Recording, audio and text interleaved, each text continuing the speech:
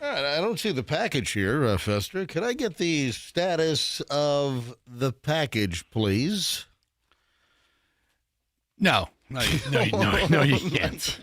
You cannot get the status of the package. Why can't I get the status of the package? Well, I mean, I guess you can get the status of the package. Why are you being all cagey? I mean, I'm not trying to be cagey. Why are you being cagey? I mean, it appears that way, although that's not my intention. All right, so why, when I ask, can I get the status of the package, you don't tell me the status of the package? The status of the package is it's still sitting in my truck. Yeah, all right. Yeah. So you have not returned the middle-of-the-road package that we opened up live on the air. I haven't. That belongs to Luan Win of Lutz. No, I haven't. No. And seemingly contains just a whole bunch of garbage, low-grade, low-quality, very thin cotton V-neck T-shirts of various colors and sizes. You know, maybe I shouldn't return it and just teach Luan a lesson. Welcome, everybody. It's the MJ Morning Show. I'm MJ. That's Fester. Michelle over here. If you're not up to speed on what happened earlier this week, what is today? Today's Thursday. And this was what? Tuesday's show, I believe? Tuesday's show, yes. Well, Fester actually had this, I guess, on Monday. But on Tuesday, I finally got to this. Allison, Fester's wife, was just driving along, driving up in Lutz on what, Nebraska Avenue, and saw a package on the side of the road. Decided to pull over. She decided to pull over. That's what I'm most surprised about, that Allison actually stopped and pulled over and picked up like a mysterious, to her package. It could have been anything, or it's like finding a can in your pantry with no label on it. Oh. What's in it? What's in the can? Is it raviolis? Listen, is it peaches? Who knows? It's one of those like plastic wrapper packages. Yeah. For instance, it's like the plastic envelope packages. I order a new pair of salty crew shorts, and they come in like one of those plastic wrappers. The same plastic, same package. This one was bulbous. This one was bulging because it was packed full. How many shirts were in there? Like a dozen? At least maybe 10? A whole bunch. But yeah. But these were very thin, crappy shirts. We actually opened it up. So Allison finds the package, gives it to Fester. It's clearly addressed to somebody by the name of Luan. I think it was Luan Nguyen, Nguyen, right? Something like that. Yeah. Which is, Nguyen is a Vietnamese name? Is there? That's what we surmised. I mean, I believe so. I used to think it was pronounced Nguyen, but Martin Giles was the one that told me that no, it's pronounced Win. Anyway, so Fester brings in the package. We went to phones and we asked listeners, hey, should we open this thing up? It's not like we're violating federal law. There's a package on the side of the road. We didn't go into someone's mailbox and rip off their mail. Is that the barometer for actually breaking federal law and not breaking? Because we did open a package. Yeah, we did. Mm-hmm. But we asked, listen, I'll just blame it on the listeners. Because we put it up for a vote to our listeners. Hey, should we open up the package or should we just return the package to the address unopened? And with just one vote deciding, went to the phones, and one vote was the determining factor. Open the package, and that's when we did. I knew it was some kind of garment, some kind of clothing inside, because you could feel from the outside just the tactile molestation of the plastic package. You could feel that there was something clothing related inside. So we opened it up, and it's just a whole stack of these just garbage, like wafer thin, cheap ass cotton T-shirts. Mostly V-necks made in China. So we think it was some kind of Temu or Shein, just, this Chinese, garbage that, floods the market, cheaply. And, I'm yet to return. I told Fester, listen, it's Lutz. You live in Lutz. Just go ahead and use your maps and type in the address and just drop this open package up at their front porch. Well, ring the doorbell. I mean, And I told Fester, this would be great. Have a little interaction. Shoot a video, roll video on this thing. It'd be a great video for our social media, for my Instagram, Certified MJ Radio, or Fester, I think, might have one, or our MJ Morning Show Instagram, which, by the way, folks, I would encourage you to follow. Oh, I posted a very hallucinogenic new video last night. Yes, having to do with hallucinations. Yeah, I put a new video on my Instagram, Certified MJ Radio, if you have not seen it yet. And I would encourage you to give me a follow on Instagram. If you don't, Certified MJ Radio. In fact, if I could just get one new follower right now, that's it. Just one. That'd be great. Not being a piggy. I'm not asking for 5, 10, or 25 new followers. That's just one. Just one new follower right now, Certified MJ Radio. And the last item I published last night, the last video I put up, is entitled, Do Not F with the Trumpet. All right? What does that mean? Do not F with the trumpet. All right? I'll explain later on, but if you want to get a jump on things, you can check out this quick little video that I shot about not effing with the trumpet. All right, Festa, bring the freaking bag of clothes back to Luann. I'll get to it. I'll get to it eventually. Anything of significance in your life in the last 24 hours? So Michelle and I were out at date night. We'll discuss that later on. So Wednesday date night is back with a vengeance. That's great. This summer. Actually, it's more like this winter. Wednesday date night is back with a vengeance. And he's pissed. All right, go ahead. Anything? Have you ever seen Kill Tony? No, but that sounds good. What is it? It's like this new, I mean, I'm late to the game because I've seen it before. I've seen clips of it, but I've never watched it or heard of it. Yeah, you know what? I don't think I've heard of Kill Tony. It's this new way of discovering comics. I'm not even in the game. Oh. It's this, because like the old way people used to discover comics was through like late night television. Right. You'd get on Carson. Oh, or I thought you meant like the comic strips. Or No. Okay. You mean a stand-up comedian? Yeah, hence comics. Okay. Yeah, I mean, not like comic strip, not like Garfield. I knew what you meant. Not like Andy Capp. Kill Tony. Yeah. So this guy does stage shows, right? And it's almost like Is his name Tony? His name is Tony. All right. And he randomly draws your name and gives you 1 minute to perform comedy in front of him and his crew. And he banters back and forth with you. Oh, Kill Tony as in kill him with laughter? Kill him, yes. All right. Okay. And not like get chosen and then pick up a knife and stab Tony. No, don't hurt Tony. right. Please don't hurt Tony. And it's... That would be funny, though. That's comedy right there. The name of the thing is called... Now, is this a TV show or it's a streaming entity? I think it's a streaming entity. And What do you mean you think? well, because I saw it on Netflix. Oh, okay. Last night, Right. and he does shows. He does shows as large as Madison Square Garden, and Kill Tony? yes, it's brilliant and amazing and awful. When you say you're late to the party, how late? I mean, when did this first come out? How long's it been around? I have no idea. All right. I literally just heard of it for the first time. Kill Tony. There's 739 episodes, so apparently This sounds like it could be like a Sopranos prequel. Right. You know, Kill Tony. Yeah, I know, right?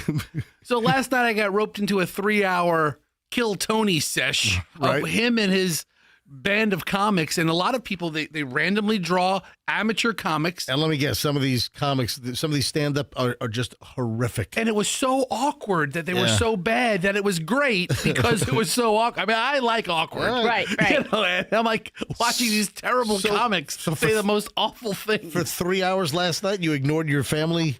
Yeah. Ignored your wife and kids? Yeah. It was like the 3 hours were like 8:45 to like 11:45. So I mean, the kids were in bed, but he's been doing this show for a while. Hold on. What was that, Andrew? What? Hold on. Yeah. Andrew, our producer in my ear, just said that it goes back to 2013. Yeah, that's when he Wow. started. Apparently, I said 739 episodes. Yeah, how have I never heard of this? I'm not into the podcast. I don't know 10 podcasts. Also, I'm not a stand-up comedy aficionado. And I'm not into stand-ups. per se. Oh, listen, if someone's funny, they're funny. Right. You know, like we saw Shane Gillis before he exploded, and I thought he was funny. Yeah. You know, Shane Gillis, when he got fired from Saturday Night Live, Right. before he even started Saturday Night Live, when we were up in Manhattan for a spell, Michelle saw that he was going to be at some comedy club, along with T.J. Miller, who I love T.J. Miller from the TV show Silicon Valley. And both of them were on stage at this little comedy club. And Michelle surprised me. And we saw Shane Gillis before he really took off and exploded after the whole SNL debacle. All right. Thank you, Kill Tony. Yeah, Appreciate listen, it. So wait, I'm impressed that you watched it for 3 3 hours. hours. Yeah. Listen, because you never knew what was coming up next, and either the next comic was going to be great or awful. That's a flight from All right. Tampa to Salt Lake Listen, City. I recommend it. If you're not All into right. it, check it out. All right, just getting rolling. Back in a second. Oh, when we get back, a 4-year-old getting death threats? What? A 4-year-old little girl getting death threats? Get out of here. No, it's true. Next on the MJ Morning Show, back in a minute. Traffic.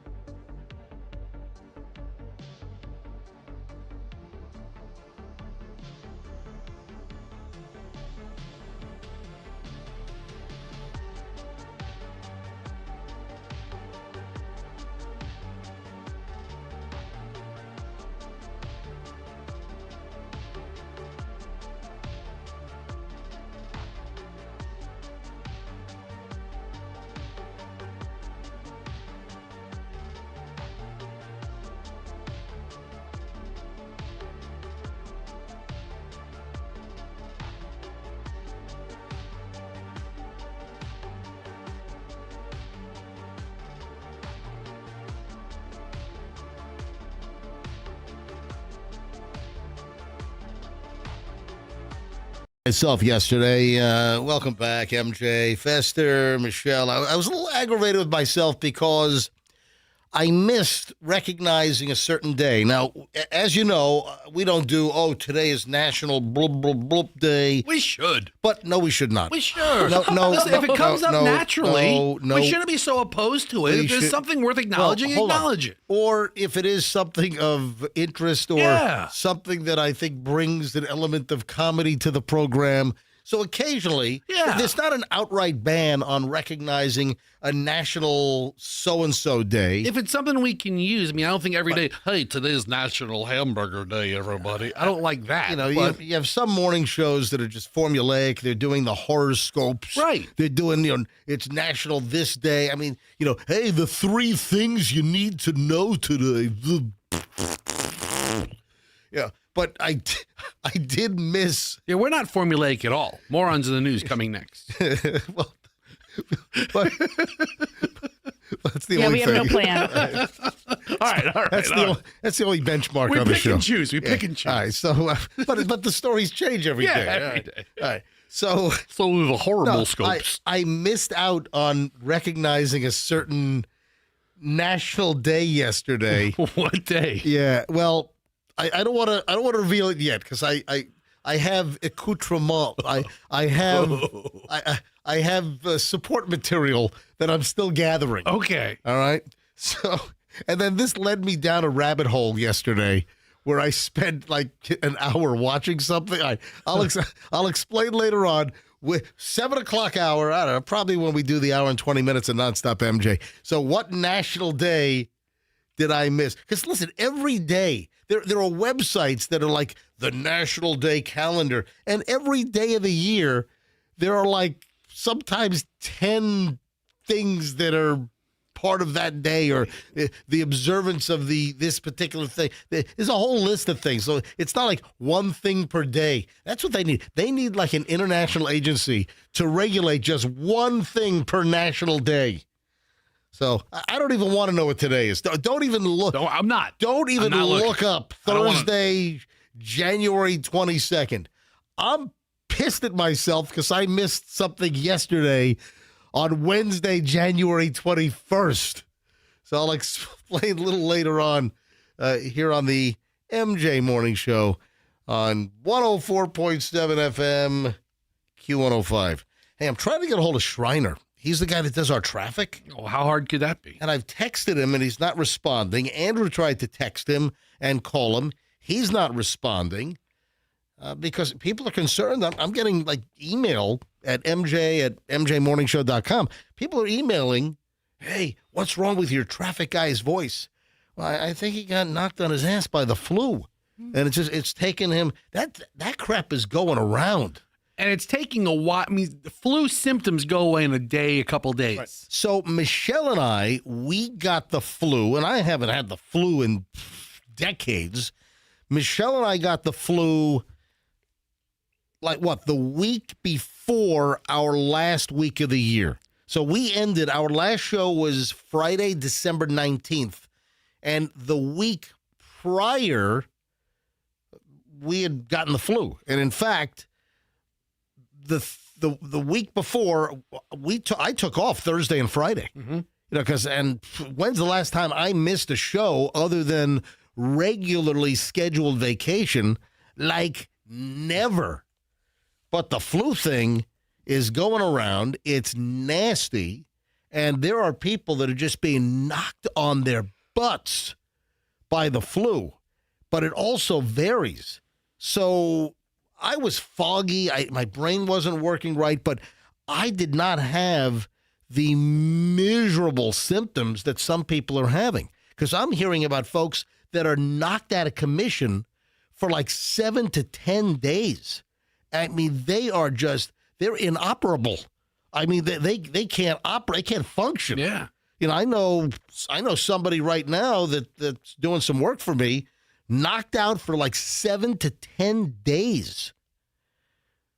And I'll share this later on. There was a flu email that went out from management yesterday. Did you see it? Yeah. No, I don't get company email. Well, I barely look at company email. But I did happen to see this one.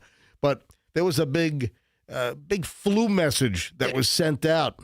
But it's going around, folks. Was the message essentially, if you don't feel well, stay home? Now, I didn't get the flu shot this year. See, I'm kind of hit or miss. I went for years. I mean, I went for many, many, many years without getting a flu shot, and I didn't get the flu. A couple of years ago, I got the flu shot. Last year, I don't think I got it. No flu. Listen, I've had seriously, the flu that I got was the first flu in 25 years, a long freaking time.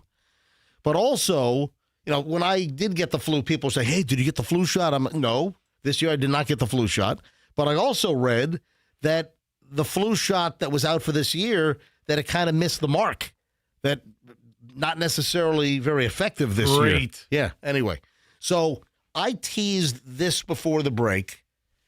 A 4-year-old girl is getting death threats. What does a 4-year-old girl have to do to get death? I mean, this is crazy.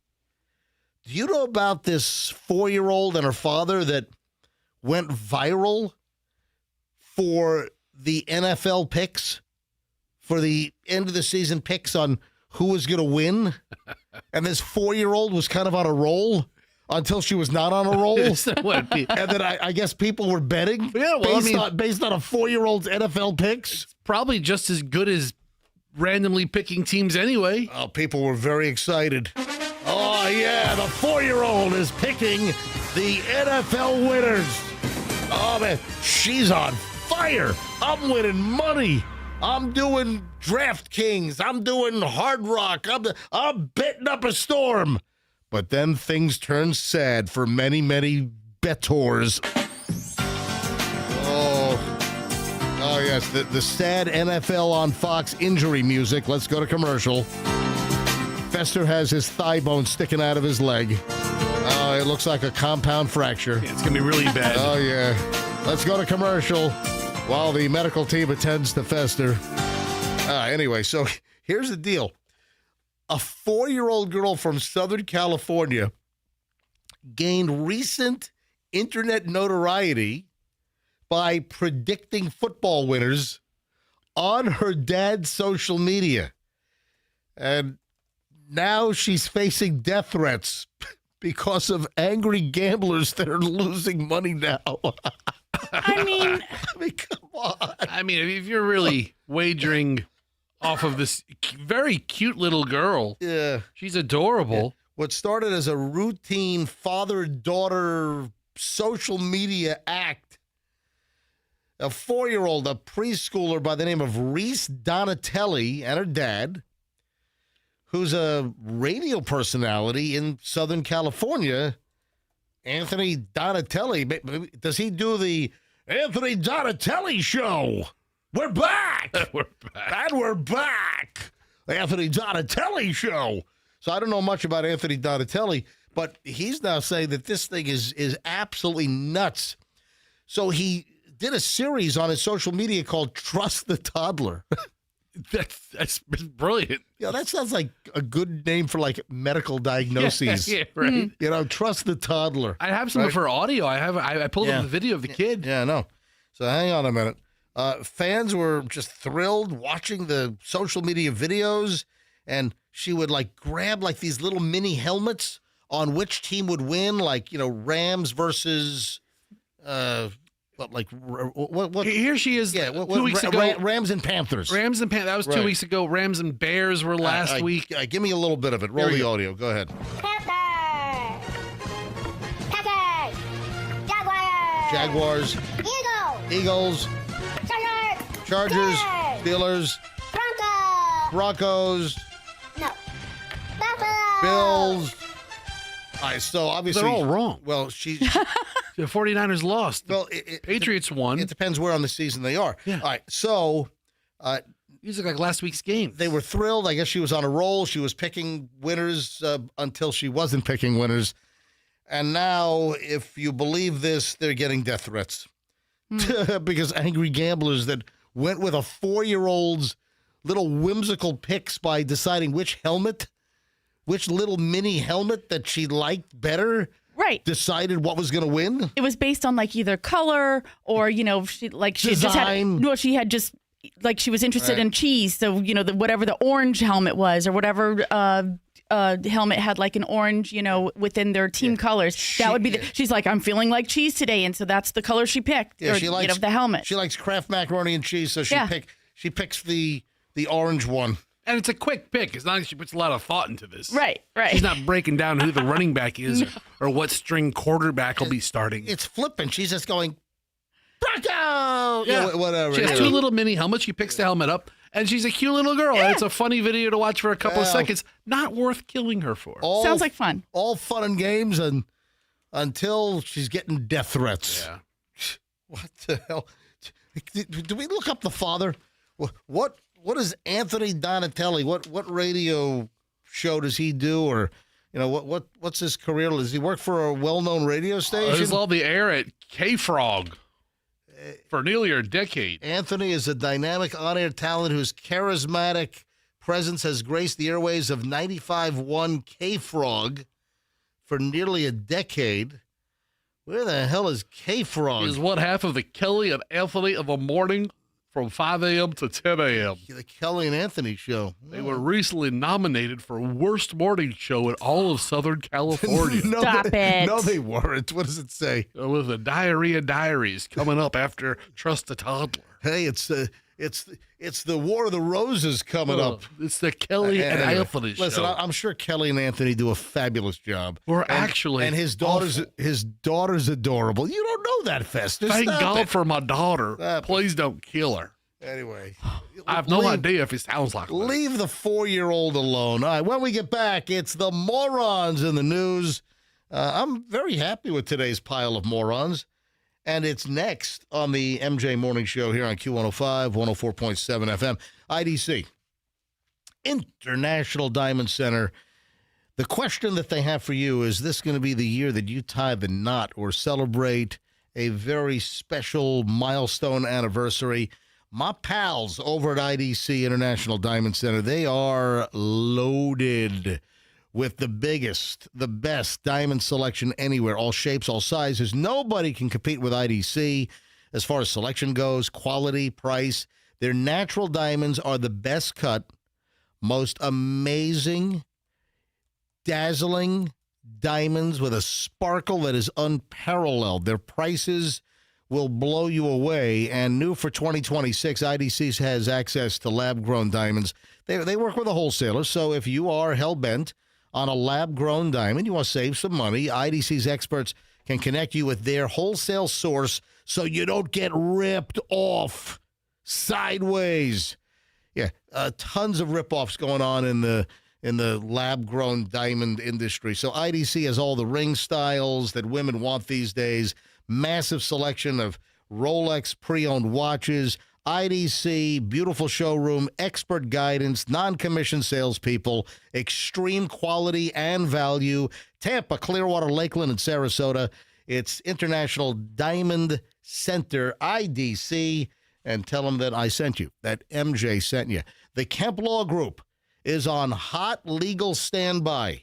If you have been injured by a schmuck on wheels, I mean, quite literally, if you've been T-boned, if you've been rear-ended by somebody doing everything on the road behind the wheel except driving.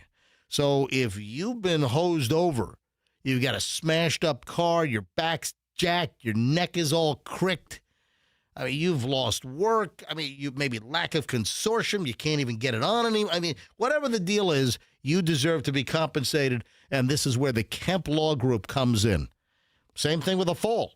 You know, through the negligence of a business or a company, you slip and fall in their parking lot in, one of the aisles because there was a wet cleanup that didn't get done, or, some pallet falls on your head. You're injured. You call the Kemp Law Group. Preservation of evidence, just really tackling your case, knowing how to deal with the clowns on the other side so you get a recovery that you deserve. You don't pay a dime until they recover. Accident or fall, you call Kemp Law, kemplaw.com, and tell them MJ sent you. I want to hear that Anthony guy. I want to hear Anthony Donatelli do a live commercial like that. Yeah, that's what I want. It's Anthony Donatelli here. All right, stop. Traffic's on in Shriner. Morons in the news next. We have an accident on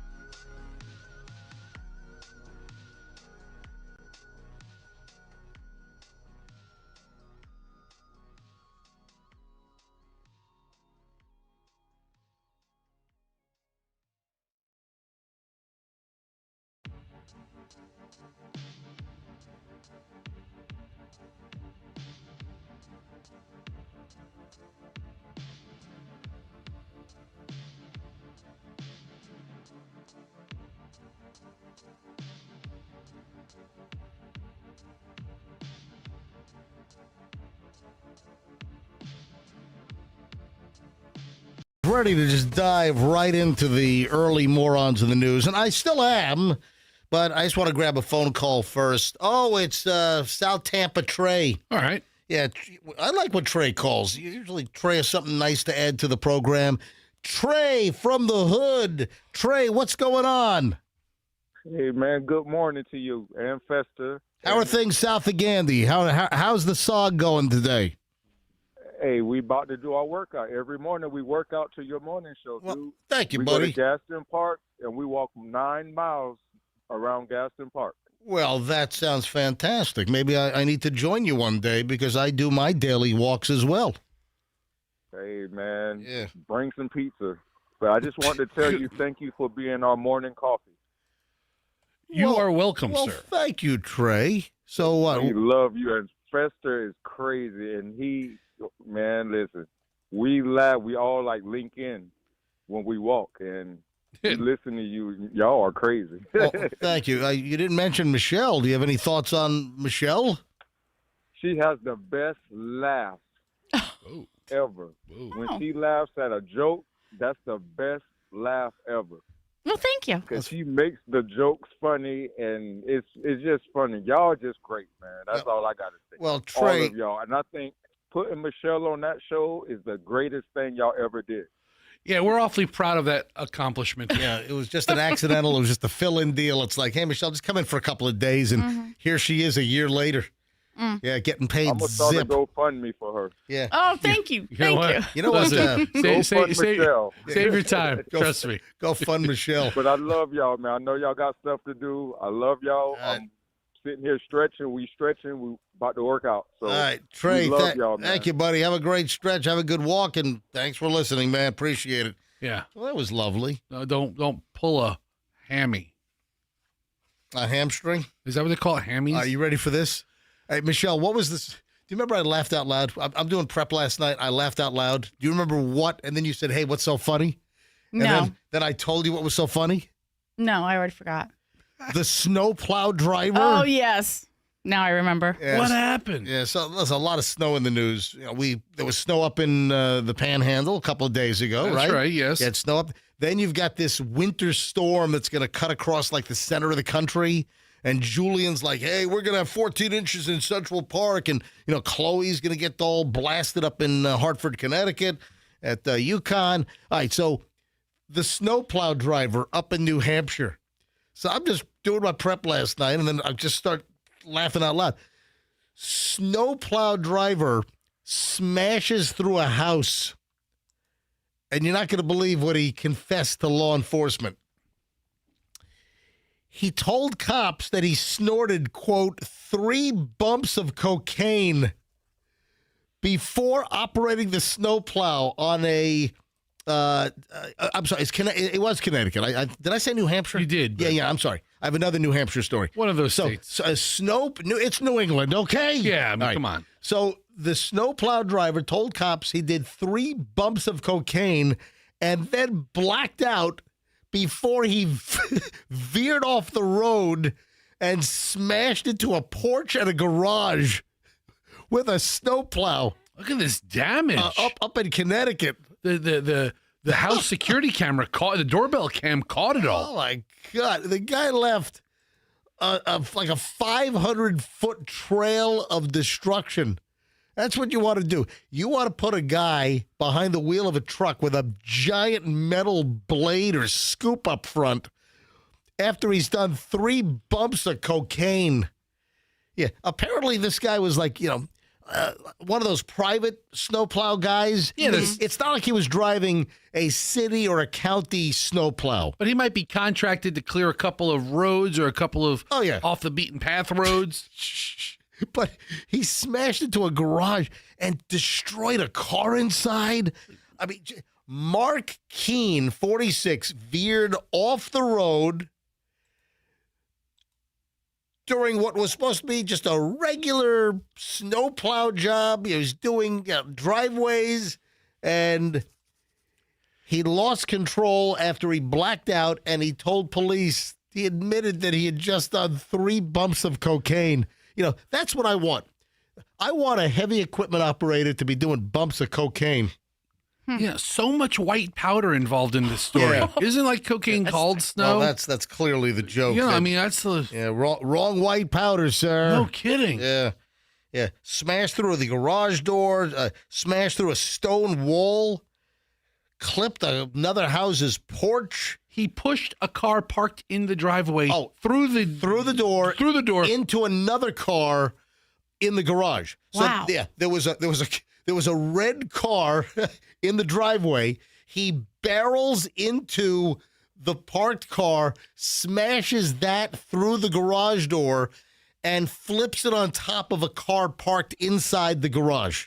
To his credit, every place that he drove Yes. is clear of snow. Oh, yeah. He did a really good job on the areas that he did drive over. This happened in Fairfield, Connecticut. And I'll tell you what, if it happened down here, I would tell the homeowners to call Banco. You know, Banco garage doors, Banco overhead doors, because clearly they need a new garage door. Hey, and you know what? Banco can hook them up with a great new Clopay garage door, and they can bundle it with a LiftMaster 6690 state-of-the-art garage door opener Yeah, they need to call for January savings. You need to call Genesis of Tampa Bay to get a new car. Right. So, you know, Or Veterans Ford. Or Veterans Yeah, Ford. Both are good clients. Call Yeah. them both. They wrecked 2 cars. I mean, he wasn't injured, but man, this guy did a lot of freaking damage. Yeah. So then after the crash, he's all passed out. Cops show up at the scene. They must have determined that drugs were involved because they jammed the Narcan thing up his nose. Yeah. Yeah. He apparently his eyes were all bloodshot. He had slurred speech. And then he began to foam at the mouth and turn blue. Oh, my gosh. After the cops showed up. So then one of the cops grabs Narcan out of his car and squirts the Narcan right up his nostril. Cop saved his life, possibly. Maybe so. Then he fought with first responders in the ambulance. Yeah. Had to be tied to the stretcher in the back of the bus. Bit an officer's hands and arms. Ew, gross. He finally calmed down by the time police interviewed him at the hospital, and toxicology tests revealed that he had cocaine, benzodiazepines, and cannabinoids in his system. That's a whole drugstore. Oh, yeah, he had a whole cocktail going on. So is he back on the job now? Oh, yeah, he's back to plowing Because driveways. they're going to have some pretty heavy snow in this weekend. That's his part-time job. His full-time job is he's a school bus driver. Oh, okay. No, I just made that up. He's not a school bus driver. What a mess. Mark Keene, 46 years old. Son, this is no way to go through life, doing bumps of cocaine and then operating a snowplow and then going on a trail of destruction in a Fairfield, Connecticut neighborhood. Hey, my cousins used to live there. You know, Eric and Brian and Peter, they lived in Fairfield, Connecticut for a while because, you know, the neighborhood looks familiar. I think that's their house right next door. So anyway, morons in the news. Oh, guess who's back? Remember the woman up in the Villages with that mug shot? Do you remember this mug shot? Yes. Yeah. Why do I remember that? Yeah, she's back. Back in the news. Remember this? Yes. Oh, yeah, she's the greatest. Let me hold this up to MJTV. Oh, God. If you haven't seen this mug shot, it's on MJTV right now. She's back. Why do why do we talk about her before? Because she attacked her husband. Yeah. Well, she's back again. You want to know why? Attacking her husband again? That would be correct. Okay. That is the correct answer. I mean, birds of a feather. Yes. Yeah, so a villager up in the Villages, according to the Villages News, who escaped prosecution previously after attacking her husband last year, has been arrested again. Dolores Dolores Kelly Dennis, 76, of the Village of Virginia Trace, being held without bond following an arrest on felony charges of aggravated battery, and resisting arrest. According to the Sumter County Sheriff's deputies, they responded this past Saturday to the home of Dennis and her husband after a 911 hang-up call. You know, they still come out. Oh, yeah. So if you have a landline, they know exactly where that 911 hang-up is coming from. With some cell phones, there's an address tied to the cell phone and they'll dispatch. But little known fact that with some 911 hang-up calls that you don't know what the location is, they send a cop car, they dispatch a police officer or deputy to the area of the ping, which could be just an intersection where the freaking cell tower is located. You know. Anyway, so she's back in the news. The cops arrive. Her husband shows up at the door, and she lunges at him while he's speaking to the deputy. While the deputy responds to the house for the 911 hang-up call, he's at the front door talking to the cop, the Sumter County, and she lunges at him and attacks him right in front of the deputy. This lady's crazy. She is out of her freaking mind. Well, I think the mugshot speaks for itself, right? Oh, It tells yeah. the whole story. Here we go. Look at the mugshot. There. Woo! She does appear to be smiling. So Yeah. that mugshot was back in August, Yeah. Right. when she was arrested. Yeah. Wasn't she trying to Look, here's a newer mugshot where she looks somewhat normal. Fester, look. Yeah. Yeah. So that's the new one. This is the new mugshot. Let me see. Yeah. This is the new one. She still looks like crap. Yeah. But She's not going to be on any kind of a modeling competition anytime soon. But I do like this mugshot better, the crazed one. So she was taken away. The deputy had to separate the two. She attacks him. So the deputy had to jump in. The deputy tried to handcuff her, but she struck the deputy on the forearm, continued to pull away. She's been arrested now multiple times. Listen to this. At the time of the first arrest, Dennis told deputies that her husband was a bastard. that could be true. Possibly. Possibly. Anyway. He could be a bastard. Anyway, battery on a law enforcement. She's back behind bars. I think when she was originally arrested, Unbelievable. she attacked her husband with an umbrella. Was that it? Yes. She stabbed him with a poker or something. She really terrorized her husband, that bastard. 6:54 at the MJ Morning Show. Little dose of early morons in the news. 7 o'clock hour begins next. So I would not move. Oh, I've got are you ready for the latest UFO conspiracy story? I love UFO Oh, yeah. conspiracies. UFO conspiracy story. Oh, and speaking of space, you want to send your name around the moon, Fester? Not really. It sounds like a gimmicky scam. Yeah. Hold on, which brings back some memories, actually. Hold on. All that and a lot more next. Don't move. It's the MJ Morning Show here on Q105, 104.7 FM. WeatherTight Mike and WeatherTight Windows are on hot standby for you to take advantage of amazing savings, like a $200 rebate per door, a $100 rebate per window. Now's a really good time. Don't wait for the hurricane season rush. If you've thought about beefing up your home with hurricane-rated windows, now's a great time to do it with WeatherTight Windows. So no tariffs. Why? Because these windows are made right here in Florida. Because WeatherTight uses PGT custom windows and doors. Not only do you get a great product, but you get the expert perfect installation that is a must. So this is a big problem. You might have a company that installs a decent window and door product, but if their installers suck, well, you got a problem. So if it's time for replacement windows and doors, there's only one name to worry about, and that is WeatherTight Mike. WeatherTightWindows.com. WeatherTightWindows.com. Tell them that MJ sent you, and don't forget the cookies. The name change is now in effect. Plan B air conditioning is no more. Plan B has morphed like a superhero movie, Fester. They've morphed into Air Rescue. You're like, man, Air Rescue? I've heard that name. Yeah, because they've been around for over 70 years. So Kenny, The owner of Plan B, also an owner of Air Rescue, two different names, two different companies. They've decided to merge them. So Plan B is now Air Rescue. Big, well-respected name in the Tampa Bay area. Hey, there's a great special going on right now. The typical air conditioner tune-up is $99. Right now, $29. If they're not there when they say they're going to be there, they knock off the diagnostic fee. You don't pay for that. If you mention me, MJ, 10% off.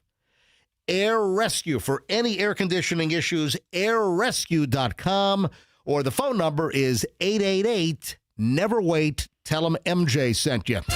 Traffic's on 657 MJ Morning Show. Back in a minute. The accident on I-4 West.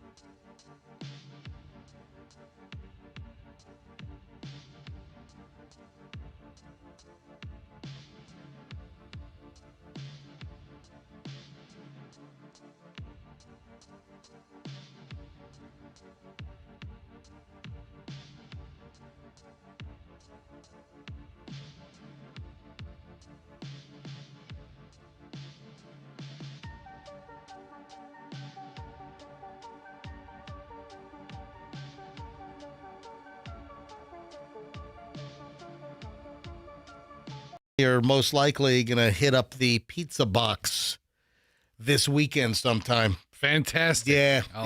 in St. Petersburg. I'm on pins and Absolutely. needles. Hey, so the last commercial that just ran Yeah. was a Ken Ganley Kia commercial. Yes. You brought up the Ken Ganley spokesmodel on the program yesterday. Do you remember what the context? She's the attractive, lovely blonde woman that's on TV, and she actually just voiced the Ken. Sometimes it's the guy, the Kia. Yes. Sometimes it's that, but that spot that just ran for Ken Ganley Kia. Yeah, Ken knows how to do it. Was the woman, right? And why did you bring her up yesterday? We were coming back from commercial, and I Right. guess you were trying to get my attention. We have the smallest TV in our new studio, Yeah. and I'm like, my neck is cricked over, mesmerized by watching this spokesperson for Ken Ganley. And you said, "Hello, Fester." I'm like, "I'm sorry, I was just admiring the Ken Ganley Oh, that's right. spokesperson, So who is exquisite." we do need a larger TV for television view. Now we have very large TVs behind us. Yeah. If you hang on, Yeah. let me tilt the. We've got large logo TVs behind us. I've got the MJ logo behind me. Fester's got the Q105 logo behind him, and these are fairly large TVs. But they're not for watching But TV. if you look at the overhead shot, I don't know if you can see the TV. It's like But it's a little tiny. It's a very, very tiny TV where we can, and there's one. and it's like it was like the $99 TV at Walmart or It was something. like the cheapo Walmart, like TCL unbranded. I don't know what it is. It's like the doorbuster TV they give away. Yeah, it's not a high quality No. TV. Anyway, we do need multiple TVs over there, and I think we need larger TVs. And actually, I've actually had a couple of offers from some companies that might want to put in some new TVs. Let's go. Also, we need a sofa. Okay. In the back the back right corner of the room, we need a sofa. We need a couple of things. yeah, But to really finish and dress up the brand new MJ Morning Show studio. I tell you what we really need in Yeah. the studio is the Ken Ganley Kia spokeswoman. All right, so we know her name. we know her name. We know her name. All right, getting there. So Andrew's yelling her name. Yeah, we're getting there. yeah. So yesterday, Michelle Fester rather. Yesterday, Fester makes some.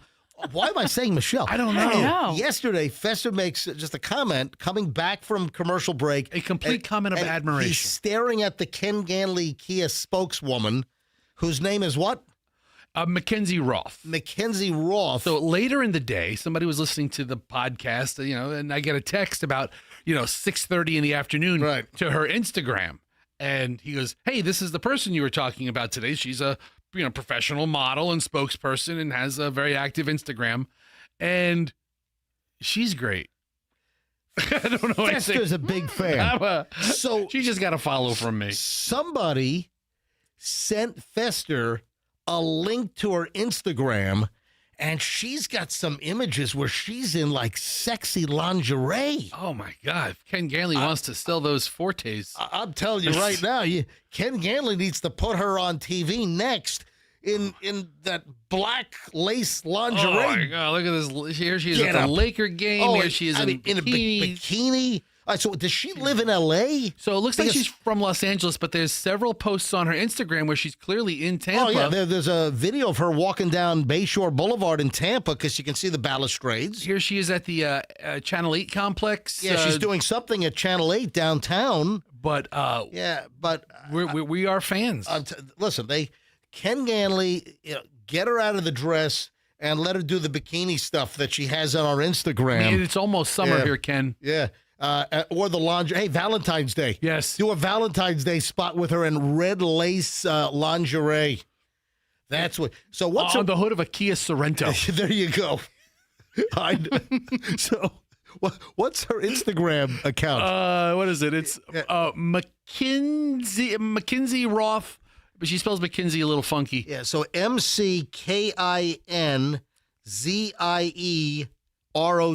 Yes.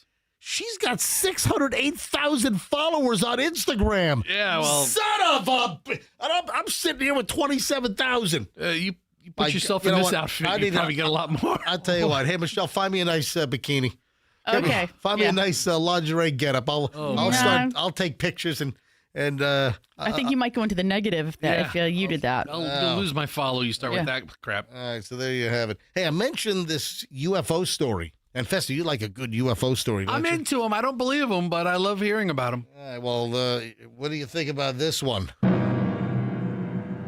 A mysterious vehicle of unknown origin is hidden at a U.S. Navy base, and it's raising questions about a secret UFO program, as there's speculation that we have a UFO craft, and scientists at NASA and the U.S. military are trying to reverse engineer the flying saucer.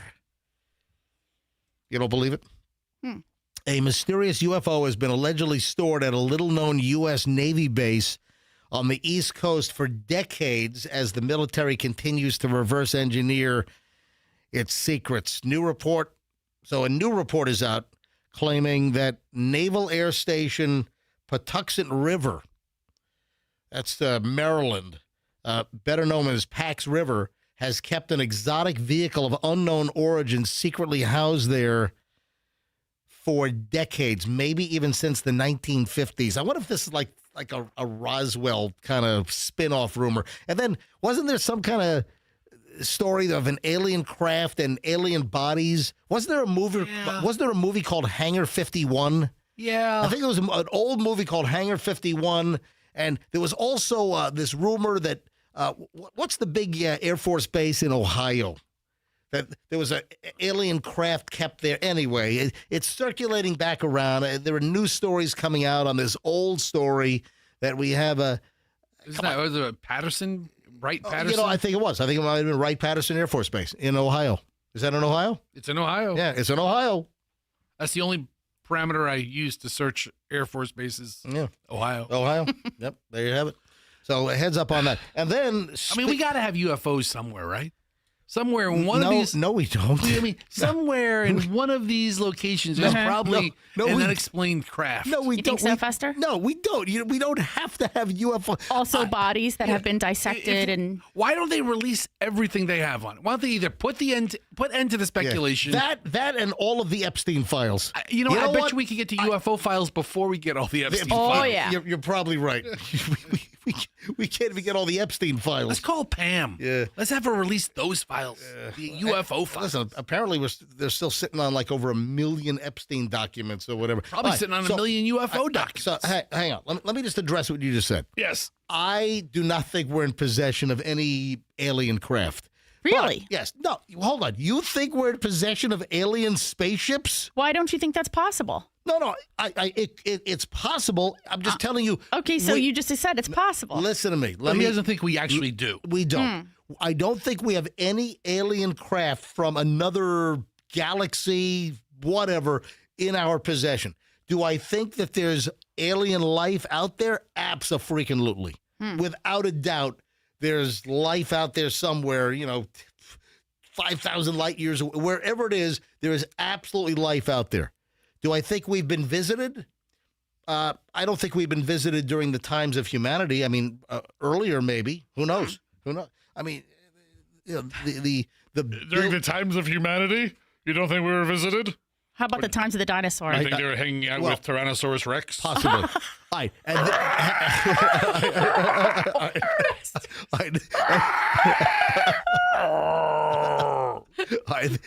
And this, Not during the times of humanity, of course. And this leads me to the... Stop.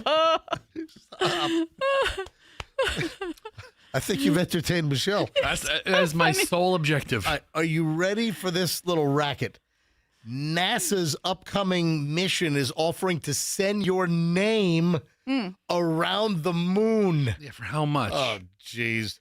As the final preparations ramp up for Artemis 2, a mission that will send 4 astronauts further into space than any crew has ever traveled, NASA is giving the public a chance to take part in the historic journey by sending their names around the moon. Anyone around the world is welcome to submit their names through an online portal to be flown on the Artemis 2 mission, which NASA's website says is scheduled to launch no later than this April. Submitted names will be stored on a small SD card tucked inside the Orion spacecraft as it makes a roughly 10-day journey around the moon and then back to Earth. That sucks. All right, so apparently there's no fee on this. They're going to put your name on an SD card. Yeah, I thought it'd be like one of those, where the plane flies over the stadium and it's like a flyer behind it.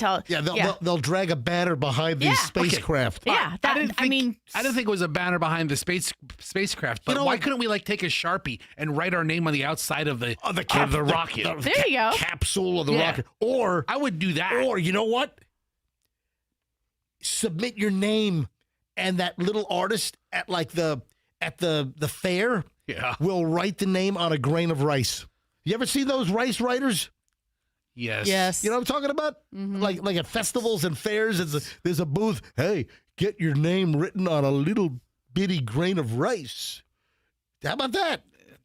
Did it carry a bag of rice up to space? Anyway, this got me remembering. When I saw this, send your name around the moon, this got me thinking. I'm like, wait a sec, what was that? And then I remembered back, I think, in the 80s, I remember listening to radio, and there were commercials for, I think it was called the National Star Registry. And you paid them like $39.99, and they named a star after you. I think they still do that. Well, can you look that up? I think that's still a thing. Is the National Star, what a racket. Well, who came up? I mean, whoever came up with this is, a P.T. Barnum genius. All right. But you look up at the billions of stars. Yeah. Hey, let's name a star. Oh, that one up there. We'll name that after Fester, and we'll charge you $39.99. And that's yours forever. They give you the coordinates. Yes, we'll put your name in the National Star Registry, which I think is just like a book that they had at their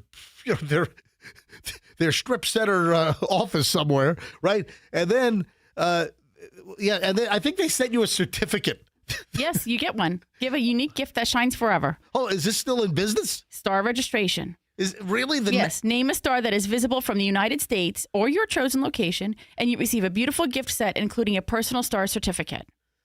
Name a star. How much is it? Standard is $44.90. Oh. A constellation is $69.90, and a binary star is $99.90. Wow, what about? Can I get a black hole named after me? No, that's what you mean. All right, so I asked ChatGPT to create me a list of double entendre joke names we could send up. Right. And for what? Like, why would I want my name going up when I could send up, huge ass? And that's from ChatGPT. Oh, so some of them I can't read. Let's submit huge ass. I mean, ChatGPT starts with bend over. Right. Bend over. Phil McCracken. Right. And then the Mike one that I can't say or don't feel comfortable saying on the radio. Has anyone seen Mike? All right. Sorry. Huge ass, Anita Bath, alcoholic, Seymour Butts, Pat Myaz, Harry.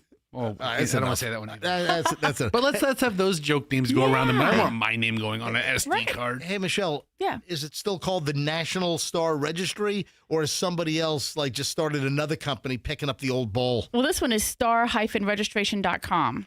Yeah, it sounds like it's a different company. I mean, what a racket. Look at that star. We'll name that after Michelle. Hey, give us $44.95. We'll mail you some kind of certificate we printed out on an HP laser printer in the office. It's $29.99. Okay. There's also a starregistration.net. Oh, there's a bunch of these still out there. Who's the regulating body of this? I don't know. It's an unlimited quantity. That's what I've always been wondering about. There is no regulating body. This is like just some kind of autonomous, just invented, self-proclaimed, yes, send us $44.95. We'll name that star up there after you.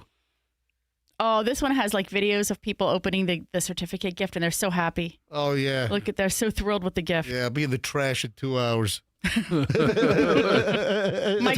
My grandson was excited. She gave it to him for his 15th birthday. Dumb gift. It's a waste of money. Could you imagine? I remember, though, years ago, they used to run radio commercials for like the National Star Registry. One other thing that's kind of Cosmos related. Do not believe, this is another rumor going around. And I've seen this now for a couple of months, and I just haven't brought it up. But since we're talking about this crap, there is a rumor going around that gravity will disappear from the Earth later this summer. Really? On August 12th. Yeah, I'm not making this up. This is true. August 12th No, it's true. The rumors out there. Folks, I'm going to tell you right now that gravity is not going to disappear from planet Earth on August 12th. Oh. Yeah. I was kind of hoping. No.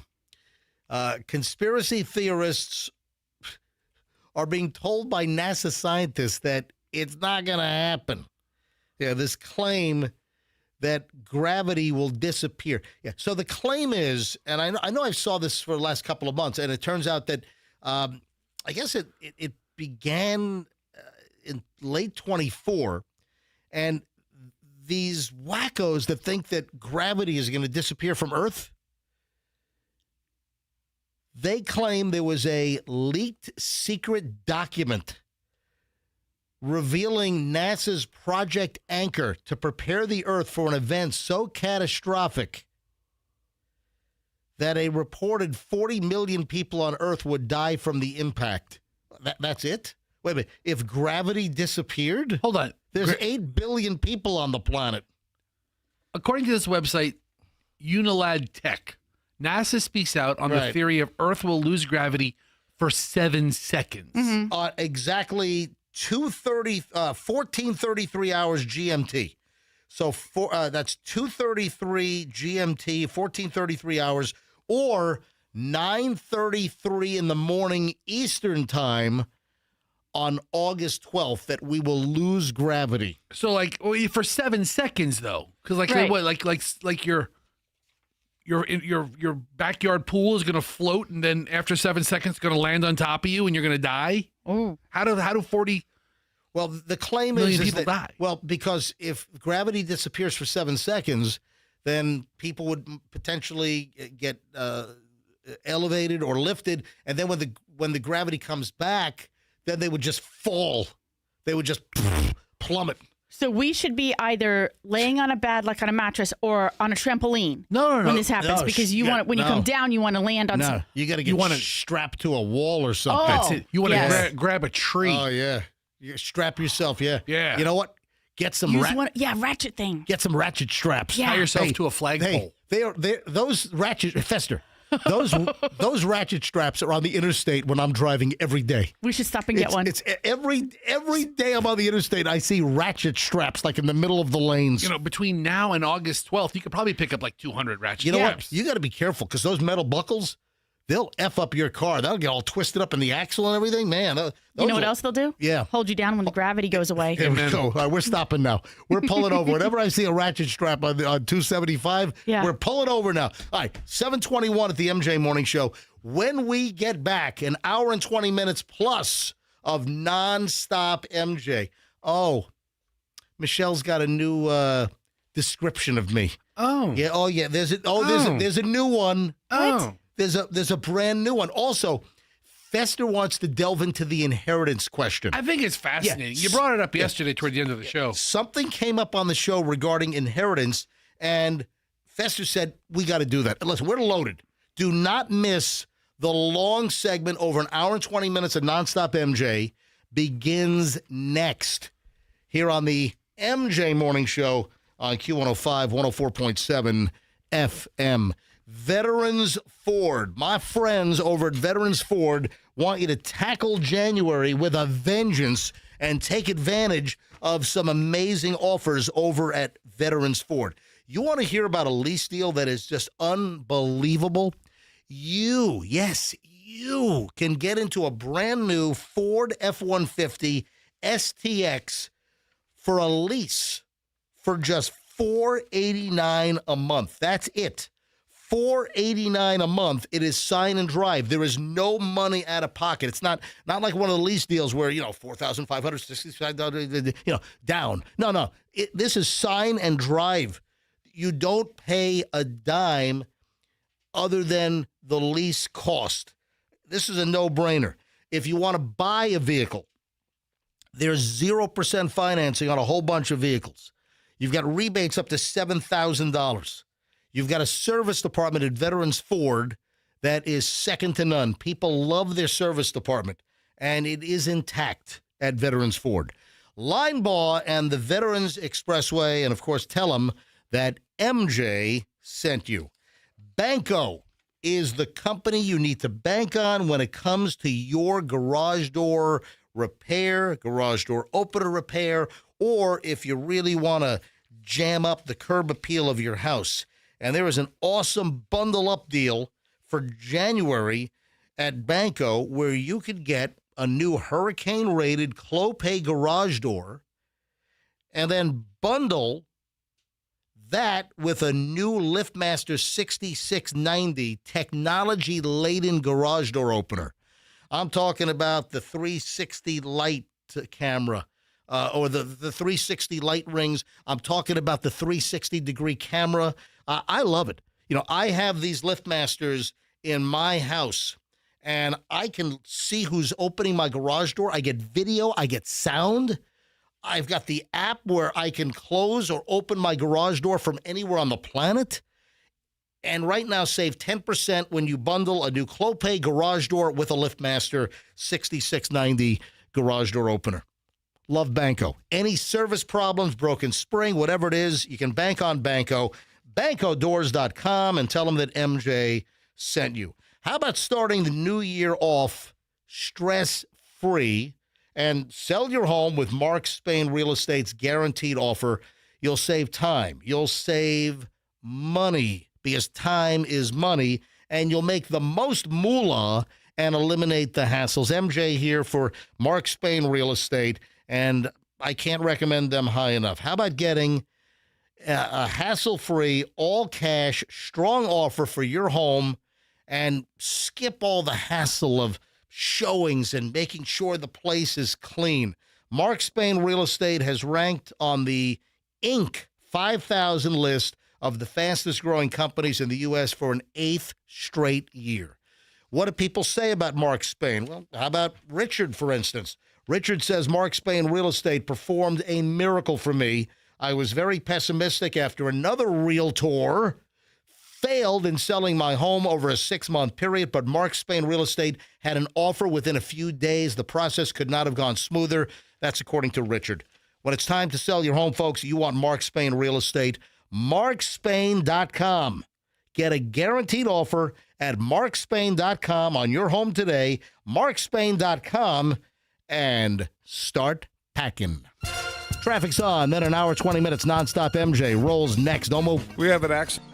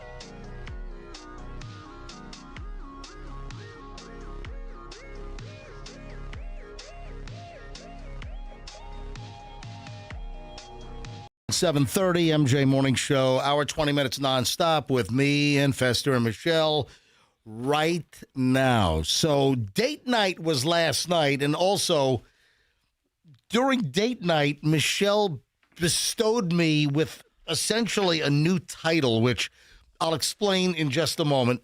So Michelle and I have rekindled Wednesday date night. And, part of the theory here is that not always, but, for a good portion, that we would do dinner out on Wednesday night. And you know what I've always heard? What's that? I've always heard that you get a better experience at restaurants On a weekday? during the weekday, rather than Friday or Saturday, where things are just jammed up and more rushed and harried and hurried. Yeah. You know? I can see that. And listen, restaurants ought to like me saying this because this could potentially juice up weekday business. The weekends are already kind of, built in with the crowd. So I would imagine that restaurateurs probably saying, yeah, MJ, push our weekday business. Yes, restaurateurs are so grateful. Well, why are you so freaking sarcastic? As I represent restaurateurs, we'd like to give MJ our badge of honor. Courage. Courage, thank you. I want the restaurateur badge of courage or honor, whatever the hell it is. So where'd you go? It's been on the list, and we finally got there. So it's a new place. Their brick and mortar, their actual indoor brick and mortar restaurant is new-ish. Yes, I know where you went. It started as a food truck and highly acclaimed. I heard about it when it was a food truck, and then when they moved into their own restaurant building, I was aware of that, and it's been on the list. And we finally got to, where? I think I know where. Where do you think it is? Is it that Indian place? No. Oh, never mind. No, but that place is good too. That's Curry Leaves. Okay. Yeah, Curry Leaves used to be in a gas station. Oh, food truck, gas Yeah, station. but then I think they had a food trailer outside the gas station. And now they have a brick and mortar place. Then they moved into that cursed spot underneath the parking garage right behind the Firestone Tire over at West Shore Plaza. Yeah, that place, that spot is cursed. Oh, it was Mitchell's. It's been 15 things. Yeah, it was Mitchell's. Then it was the Kingsford Charcoal Barbecue Restaurant. I never went. Then it became like the 21st Amendment for 3.5 minutes. And I think Curry Leaves will do just fine in there because the gas station that they had Curry Leaves out of, the BP station on Kennedy, Okay. across from the old Sports Authority, now Publix, that's where the Curry Leaves, and that's you talk to any Indian, and they'll tell you that's their favorite Indian food in town is the Whoa. Curry Leaves. No, we did not go there. We went to Lucky Tigre. Oh. Yeah, so Okay, yeah. Lucky Tigre is how you technically pronounce it, but most people call it Lucky Tiger, and it's Armenia, right, Michelle? I think it was Armenia. Is that Filipino food? It is, and it was delish. Now, Michelle, you had a really close Filipino friend in Virginia Beach. Yes. What was her name? Liberty. Where's Liberty today? I don't know. But she was born on the With Filipino. liberty and justice for all. Well, that that's was why. that was her sister. Yeah. No, she was named Liberty because she was born on the Filipino Independence Day. Oh, really? Yeah. Ah. So do you have any idea what Liberty is doing today? She got married to a dude named Hank, but then I think they got divorced. Let me guess. Hank was a Navy guy. Yes. Yep. Then a couple years later, Hank got his liberty from Liberty. Liberty. Right. Do you know where she is now? I have no idea. Oh. How do you rate the Lucky Tigre last night for our Wednesday date night? I give it a 5-star tasty. Yeah, it was very good. Ooh. Yeah, food it's very was- tasty. Yeah, food was fantastic. Yeah, we ordered the lumpia. Mm-hmm. We ordered the dumplings. There was a pork dumpling in a metal bowl with scallions, and it was delicious. Ordered the pancit, which is the noodle dish, and then we ordered the mochi fried chicken. That was really good. I really enjoyed that. Yeah, I mean everything was great, And I know, so the son of the owner, and I was trying to find his old DM. He had DM'd me a while back about something, and then somehow it came up. Yeah, my family owns the Lucky Tigre, a Filipino restaurant. You ought to go try it. And I'm like, I will. It's on my list. I've been planning to go. And I was looking for his old DM to say, hey, we're going tonight. So hopefully they'll hear that Michelle and I were at the Lucky Tigre or Lucky Tiger in Tampa.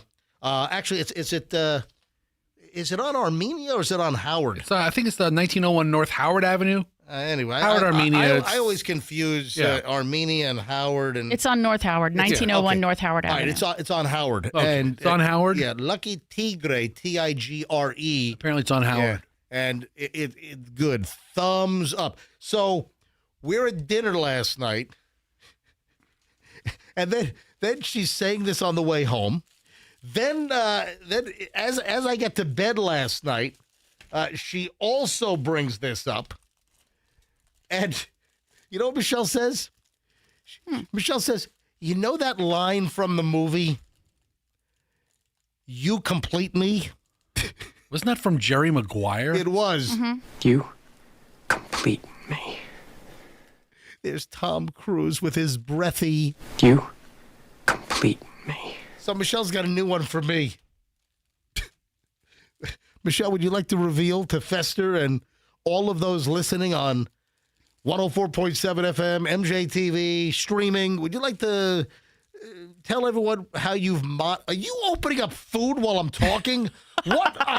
Okay. Knock it off. So hold on. No, I What- can't knock it off. I'm trying to be as quiet as possible. Well, you're not being quiet. I'm hearing They little put- cellophane wrappers. They put the Pop-Tarts in these really noisy wrappers. It's not my fault. Dude, I'm trying to be like laser quiet. I'm trying to surgically open up these generic Pop-Tarts I'm trying to tell her. Quiet. yeah, I'm like a ninja or something. I'm trying to open up these damn Pop-Tarts and they're making nothing but noise. Because Walmart puts in this noisy ass cellophane.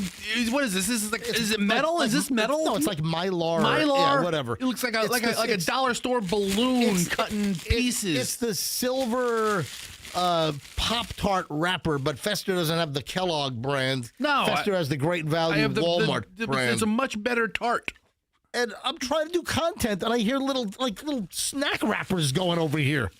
Trying to keep it down. All right. I hate those wrappers. Yeah, I mean, Can I finish? please. So, from Jerry Maguire, Tom Cruise's famous line was, You complete me. guess what Michelle's now saying to me? You aggravate me. Well, you're close. Okay, all right. Go ahead, Michelle. You fatigue me. What the hell? What kind of life am I living here? He is. He can wear you out. And Fester, you know this. You know what he does? He doesn't need anything for like a period of time. And then all of a sudden, he needs 5 things at once. And it's like, hey, did you do this? Can you do this? Can you review this? I need you to staple this. Oh, and can you go ahead and can you get me a water? And I'm like, oh my God, 5. I cannot do 5 things at one time. Yeah, physically. He And fatigues that's- everybody. That's what I said. I said, you fatigue me. You fatigue me. And did you do this? Oh, by the way, can you get that? Are you going to get this today? Oh, come on, man. Are you done yet? Sure. You're fatiguing me, Michelle, listening to how he fatigues you. Right. I mean, it's fatiguing. Can I move on now? Please. Are you done with your cellophane wrappers I'm over done. here? I'm done. I got my generic Pop-Tart with a layer of butter on top, which Michelle has turned me on Hold to. on, you have butter. Oh my God! I bring my own butter. Bring my own butter tray. He's got a thing of butter. Listen, so Michelle turned me Oh my on to. God. Listen, you take the Pop-Tart and where the icing is, you just put a little smear of butter on top. Game But changer. Michelle toasts hers. She puts it in the toaster for a minute Okay. to heat it up. Then the butter melts on top. Oh my! Are you watching this on MJTV, folks? A little butter on top of He's Pop-Tart. got a butter tub. He's making crinkling noises. It looks delicious. It really is good. You want me to get you one? No, thank you. And the food is just sitting on the countertop. I got a disinfectant bottle here too. I cleaned the countertop. I have my Santa cloth. So you could do it with my Yeah, medical grade, cleansing cloths. No, Michelle turned me on to a little bit of butter on top of your Pop-Tart. Real game changer. It's tasty, right? Yeah, it's very good. Very good. Very tasty. Mm-hmm. Can I move on now? Please. Sure. All right, thank you very much. So I said last hour that I missed an appreciation day. Yesterday, I don't do, national this or that day on any kind of regular schedule or regular basis. Because it's just, I find it to be kind of a crutch. Today's so-and-so. We don't need to. I understand. We But don't when need one comes up that's important, we should acknowledge it. We did not do this yesterday. I found this out late last night. I was just doing show prep, and I saw a little blurb that yesterday was National Squirrel Appreciation Day. What? Yeah. Oh my God. I don't want to point out most National Appreciation Day but my God, if I would have known during yesterday's show that yesterday was National Squirrel Appreciation Day, my God, I would have pointed that out. That squirrel looks dirty. Oh yeah, that squirrel looks dirty. So when I saw this last night, I then remember that, what was that, Tracy Morgan? Right. Tracy Morgan as a Brian Fellow. I mean, that's the most significant impact the squirrel has had on pop culture. Yeah, and I just remember one of the episodes was, and our guest today, a squirrel. And then that's where this great line came from. That squirrel looks dirty. Yeah. And then I go down a rabbit hole, and I start watching the old, 5-minute skits of Tracy Morgan doing Brian Fellow on Saturday Night Live. He loves animals and they love him back. Interspecies friends, we ain't kidding, Mac. Brian Fellow, Safari Planet. Brian Fellow, Safari Planet. That was a funny bit. It was. And, as I'm watching YouTube last night, and I found one of the earlier ones, and they morphed because as this bit went on for 7 years, I mean, they did this sporadically for years on SNL, right? And toward the end, he was getting really kind of more violent. He would get more aggressive as the sketch, went on. Brian Fellows, Brian Fellows, Brian Fellows, Safari Planet. I'm Brian Fellow. I mean, the same can be said for Tracy Morgan being more violent as his tenure continued on SNL. No. He was rear-ended by a Walmart tractor trailer on the New Jersey Turnpike. It killed his friend, and he was all frigged up. He had some serious medical issues. Didn't he walk away with $40 million from Walmart in a settlement? You know who the first person on the scene was after the accident? A squirrel. And you know what he said? That squirrel looks dirty. Yeah. Well, you look like you're on fire. Hey, Michelle, can you look that up? How much money did Tracy Morgan, the comedian from SNL, how much did he get in that settlement after he was rear-ended by a Walmart tractor trailer on the Jersey Turnpike? It was some enormous number. I thought it was $30 or $40 million. How much was it? It says $90 million settlement. I always heard the number was closer to 100 Oh, million. my God. All right, I shorted that. But I'm sitting there just watching all those Brian Fellow Safari Planet bits, and it's funny. It's just the concept of a guy doing an animal nature show, and the guy has no clue whatsoever. One of the bits was this guy brings in a beaver, and it's and my first guest is a beaver. Yeah, where's that sound effect? And then what? I need to get that one. Yeah. And then one of the question was, how many cigarettes a day does that beaver smoke? All right. I'm just cracking up watching this old crap. Happy National Squirrel Appreciation Day. all that Belated. Belated. all that from yesterday was National Squirrel Appreciation Day, and I missed it. What's the matter with me? I'm going to put on the calendar for next year. Yeah, how much time do you have? Michelle, here at 7:45. question. What are you chewing now? The Pop-Tart. Oh, why is it sounds like you're crunching on The hard candies. Well, this is the cinnamon one, All and right. the icing is like harder. Dude, can you eat during the commercial breaks, please? No, they're so short. But the filling is so much moister than the name brand one. Is moisture a word? I don't know, Or but you know what I mean. A lot of people don't like the word moist. but Right. moisture. I wanted to use that word. The world is my moister. Hey, all right, Michelle, do our kids have this? I saw a little piece yesterday on the Gen Z stare. Are you aware of the Gen Z stare? No. So it's like when they've attributed it to Gen Z where they just kind of, they don't appear to interact, that they kind of like, An emotionless, just stare into space. Yeah, they seem distant. Exactly. Right The next to Gen- you, they Yeah. seem distant. The idea of the Gen Z stare is very big. I mean, it's being discussed on social media. There are videos. People are talking about it. And again, it's the Generation Z, which is what, 1997 to like 2012-ish, which is our kids. You know, Chloe was born in 2001. Julian was born in 2004. And listen, your kids are I think Hadley's like the last year of Gen Z. right, and then Hudson's whatever the other one is. Alpha, whatever the next I don't one is. Yeah. So, Michelle, have you ever seen Julian or Chloe do the Gen Z stare? No. So the Gen Z stare is really attributed to now that these people or people of this age are entering the workforce. Yeah. In maybe in customer service roles or first job type Yeah. roles, in that kind of environment where you ask them a question and they just yeah. What? So have you ever been to like a store or a restaurant or a fast service place or a supermarket and you encounter somebody who might be 22 years old and nobody's home. What? That's exactly what it is. That's the Gen Z stare. I'm trying to think if I've ever experienced that. Like as Fester deadpan said. gaze. Like maybe you ask them a question and they're not even No. on the same page. Talking about restaurant hosts, coffee shop baristas, cashiers, and you try to have an interaction, and it just feels like nobody's home.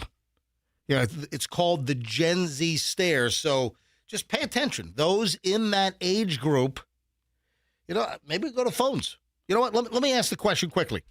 Have you recently experienced the Gen Z stare, and where? 800-990-1047. That's how you get in. So we've just described the Gen Z stare, looking off into orbit. You're interacting. You're at a place of business, and it's like, hello. You want to like take your, you want to knock on their forehead like it's a front door. Hello, hello. Anybody in there? Anybody home? All right, 800-990-1047. Have you experienced the Gen Z stare, or have you noticed that your kids who are Gen Z have exhibited the Gen Z stare? So it can happen at home. It can happen at a business. All right, let's go. Fire up the phones and tell me if you've recently experienced the Gen Z stare.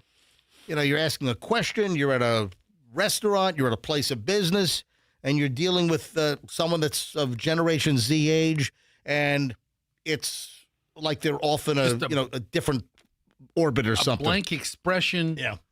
All right, Andrew's screening calls now. As soon as they're ready, I'll go to a call or so here. I'm not going to belabor this. I just want to see if any of our listeners have experienced the Gen Z stare. So 800-990-1047 gets you on, and I guess we'll fire it off with Amanda in Pinellas Park. Amanda, hi. You're on the MJ Morning Show on Q105. Welcome. Hi, good morning. Hey, Amanda. What's the story? Yeah, so I serve at Topgolf, and I can't tell you how many times I go up to the bay and, I'm like, hey, how's it going? Like, what do you guys want to drink? Have you ever been here before? And there'll be 4, 5, 6 of them just staring at me. Oh, this is the reverse. So you are the employee. You're going to serve them, and it's the customer. The Gen Z customers are like, hey. Huh. Yeah. I'm like, hey, you need me, so let's focus. What do you want to drink? Wow. Wow. And Amanda, how old are you? I am 28. All right, so you're a millennial. Correct. Yeah, just on the. I think I just right before the Gen Z generation, I guess. And what percentage of Gen Z that come to Top Golf have this Gen Z stare or this zone out kind of deal? What percentage would you say? I would say at least one table a night. All right. So listen, it's not an epidemic. It's not like 50% or 70%. It's like, But it's prevalent enough to where you notice it when it happens. Yes. hey, have you seen that video at Top Golf where the woman loses her balance and falls into the net in front? Oh, it happens more often than not. What, really? Because you have the second, you have the second level, and they have that net, and there's a video. Wait a minute, how often do customers fall off the platform? So it's funny. Legally, we cannot touch you. We need to call the fire department. They have to come and they have to get you out of the net. Because a Top Golf employee can't help me out of the net? If you cannot, yes. All right, hold on. Now, what you said a couple of seconds ago, it happens more often than not. That's not true because that means it happens 51% of the time. All right. So how often does, in a busy weekend, how many people end up in the net? I don't see it often, but our employees will say, "Oh yeah, I just had somebody fall at 301, blah blah blah." Like but, once a month, does it happen? Probably. How many levels are there? Are there 3 levels? Yes, correct. So what do you call it? So it's like the 100 level, the 200 level, and you just said 301. So that would be the position on the 300 level, right? Correct, exactly. Wow. Oh man. Yeah. And then there's another video from Top Golf where was he like rocketing the golf balls over the net and they threw him out? Have you seen that video? Yeah, and so we have to put it in our speech now when we walk up to a new table that, hey, don't try and hit them over the net just because of the damages that golf balls have caused. Oh, yeah. Yeah, but there's another viral video that I saw, and you probably saw this video as well, where the management goes up to a customer at Top Golf. It's like, we've asked you, we've told you, now you have to leave. Yep. They ejected the guy because he was like deliberately trying to launch the balls over the humongous, like, 10-story high nets. I mean, they should have thought about that, dude. Oh, I love this. Exactly, yeah. I mean, so what happens is our clubs and our balls are specifically designed for Top Golf for those nets. So if someone brings in their own clubs and their own balls, and they're good at golf, there's a good chance that those balls are going over the net. Yeah. Ours are much lighter and much... wow. If somebody brought like the Big Bertha or something. Well, Amanda, let me also tell you that if I come to Top Golf, I am bringing my own balls. Now, Michelle, she will not be bringing her own balls, but I'll bring. All right, let me hang up now. Michelle will be bringing MJ's balls in her purse. Amanda, have a great day. Be careful. I didn't hear that. All right. Thank you, Amanda. Thank you, Amanda. Thanks. I don't know if she got the joke. All right, Amanda, great. That was a good call. She got it. Hang on. Hey, Andrew, I'm only going to take a couple more calls because I got to move on here. And we're going to be taking calls on the whole inheritance thing. So we got a huge call segment potentially coming up in about 8 or 9 minutes on inheritance, which we touched on yesterday. And Fester's like, we got to go back to this. And we will in a few minutes. First, Paul's in Spring Hill. Paul, hi. You're on the MJ Morning Show. Hi, Paul. Hey, good morning. How are you? Doing well. What's up? I've experienced the Gen Z stare at McDonald's, usually early in the morning. Yeah. So you go in there for an Egg McMuffin or a coffee, and then you got the Gen Z stare. You're standing in line, and then you get up to the counter, and you're like, "Hey, how you doing?" And it's just there's just a blind stare. They don't know how to talk back or reply back or banter back and forth. Yep. No. Good morning. Nothing. You say, I'll have a number 3 with a small coffee, and it push the buttons, and take your credit card, and that's it. It's called the Gen Z stare. Thank you, Paul. Have a beautiful day. One more before we move on. Lindsay's in Palm Harbor. Hey, Lindsay, welcome to the MJ Morning Show. Go. Thank you. Good morning. I just wanted to call and say, as an older Gen Z, I think you're totally misinterpreting what the Gen Z stare is. All right, please set us straight. Now, Lindsay, you say older Gen Z. How old are you? I'm 28. All right, hit it. So I'm right there on the line. Okay. So if you're receiving the Gen Z stare from a service worker 99% of the time, it's because you asked a stupid question, and they are letting you marinate in that question to figure that out. They're letting you marinate in the question. I'm the stupid one. Oh. Right. Well, I'm saying you walk into a coffee shop, you're standing under a menu of coffee, and you ask the barista, "Do you have coffee?" That is when you're going to get the Gen Z stare. Have you experienced this? Are you in a line of work? Are you in the service industry where you've performed this? Yeah, I used to be a barista. Oh, where? Starbucks. Oh, very good. And what do you do now, Lindsay? Now I work. I'm in nursing school. Oh, fantastic. Listen, thank you for listening. I appreciate it. Thank you. And you know what, Michelle? I think we're lucky because, when these Gen Z stories come up, and we've had a rash of them, a bunch of them, I don't recall our kids, Chloe and Julian, being afflicted with a lot of these Gen Z issues. Because I would slap that Gen Z stare right off their face. Faces, and they know it. Yeah. I mean, I'm not going to tolerate that. And I did not ask them a stupid question. I'm the mom. Dude, I had the exact opposite of the Gen Z stare happen yesterday. What? I'm at an unnamed supermarket. Winn-Dixie. I'm not going to name. I'm not going to confirm or deny anything. Why wouldn't you name the supermarket? Because I want to protect the innocent. Oh, really? Like Wegmans? No, listen. I'm not, stop guessing. There's no Wegmans Please here. stop guessing. Come on. It's either Publix or Aldi. Obviously. And I'm in line, and I got soup for lunch. Oh, right. I think I went there. I think I was going to get a sub for lunch. Yeah. At this unnamed supermarket, but they had the soup counter. I was like, "Ooh, I'll get." So you were going to get a pub sub.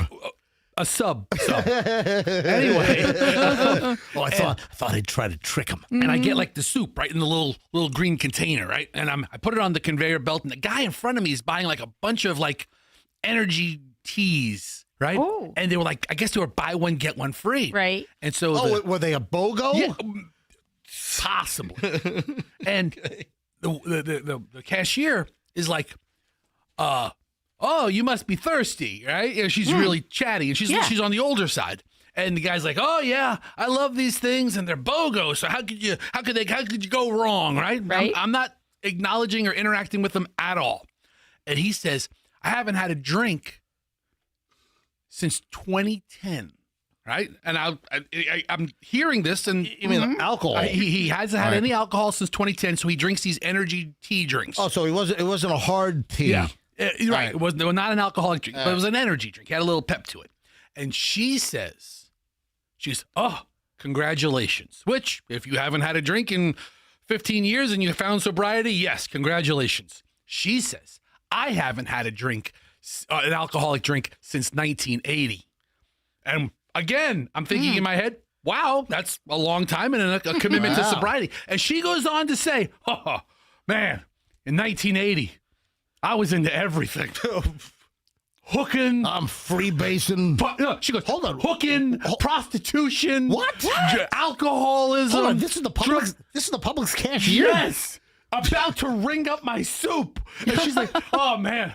I was into everything back in 1980. Wait, she's disclosing to the customer in front of you? Who she just met and might never see again. That back in 1980, she was drinking, doing drugs, and was a hooker? Yes, and she was into everything. I was into prostitution. I was into drugs. I was into alcohol. And the guy is like acknowledged and receiving all this information. And I'm just sitting there with my cup of soup like, get me out of here, right? What do you mean? This is entertainment. And she's like, oh yeah. Ugh. But she said the word prostitution and hooking like 3 times. So she was once not a BOGO, she was a boho. Right? And then she acknowledges that she found, spiritual redemption. Found the Lord. Yeah, she said, Big JC came into my life and changed my ways, and it's been a for great her. day. That's what I'm thinking. But I'm thinking, wow, this is a lot of information for a cup of soup.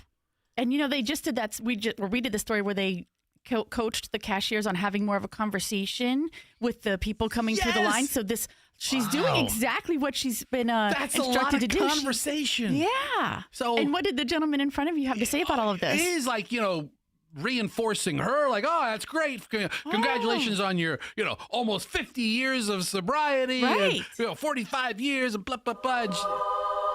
They made a connection.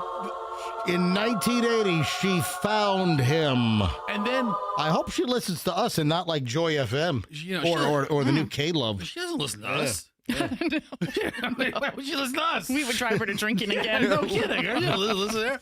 And my eyes are like as big as golf balls, and I'm like, hey, K-Love, can I get you to encode so you can kind of, split up the joy a little bit? Just a little bit. Come on, K-Love, why the hell are you guys not encoding yet? Come on, K-Love, encode! Son of a... Yes. So, the exact opposite of the Gen Z stare. I got the baby boomer too much information. Mm-hmm. And I'm like, oh my God, I'm never going to her line again. So, Fester, then when it was your turn to check out, what did you share? I didn't say a word. I didn't say nothing. I just looked down, she asked me, did you find everything? And I was kind of like, I was like, Fester. I grunted. You know what you've just done? What? You've just created a whole day of chatter at Publix headquarters in Lakeland. Well, think about the store. Right off the Polk Parkway. If you work at this store, you probably know this person who was a hooker because she's told this story to everybody. That's hysterical. You don't save this story for some rando guy coming through your line.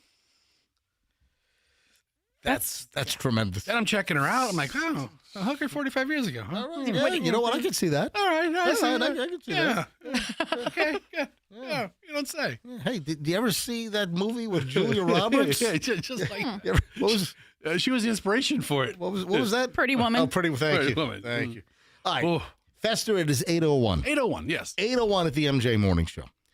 We did an item yesterday, and then you had the idea, you know what? This was late in the show.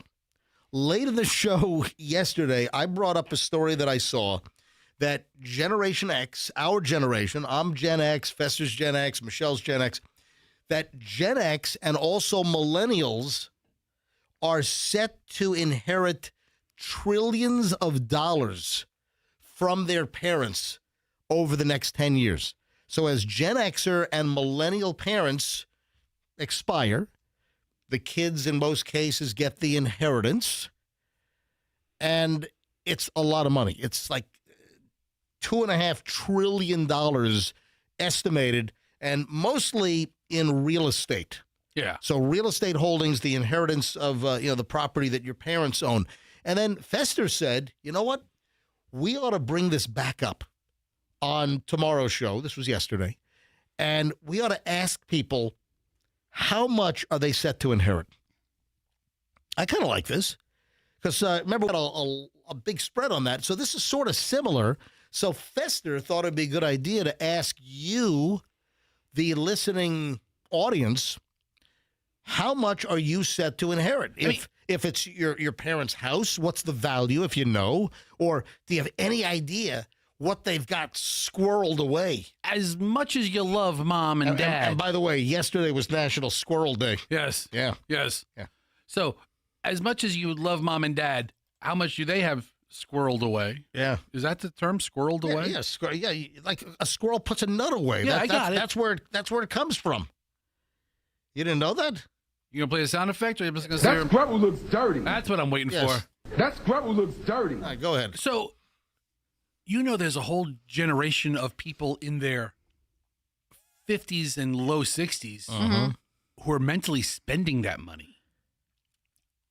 Oh, already? Like they don't even have it yet? They don't have it, but you're when saying mom that... and dad dies, I'm doing this. Or when I get my inheritance, I'm doing this. So Gen Xers and millennials, they're already mentally spending the money. All right, so let's ask the question. How much are you set to inherit? Do you have an idea? 800-990-1047. That's how you get in. All right, if this goes sideways, this was Fester's idea. It's okay. All right, 800-9... Listen, I think the phones will be pretty hot on I mean, this. if it goes sideways, MJ could just talk about New York pizza for 10 minutes. All right, let's go. 800-990-1047. How much are you set to inherit from your parents? Do you have a clue? Do you have a guess? Do you have no idea whatsoever? Also, sometimes you get saddled. Like my brother and I are dreading the 6 weeks of effing timeshares that my parents have. I'm going to have to hire that guy, Chuck. I'm not a lawyer, but I'll help you get out of your timeshare. I'm calling that guy. I think does that work? I don't know. Okay. Let's go to phones. He's going to get you out? 800 Phones are lighting up like a Christmas tree. Andrew's starting to screen. 800-990-1047. And listen, as always, if you want to use your name, that's fine. If you want to remain anonymous, that's fine as well.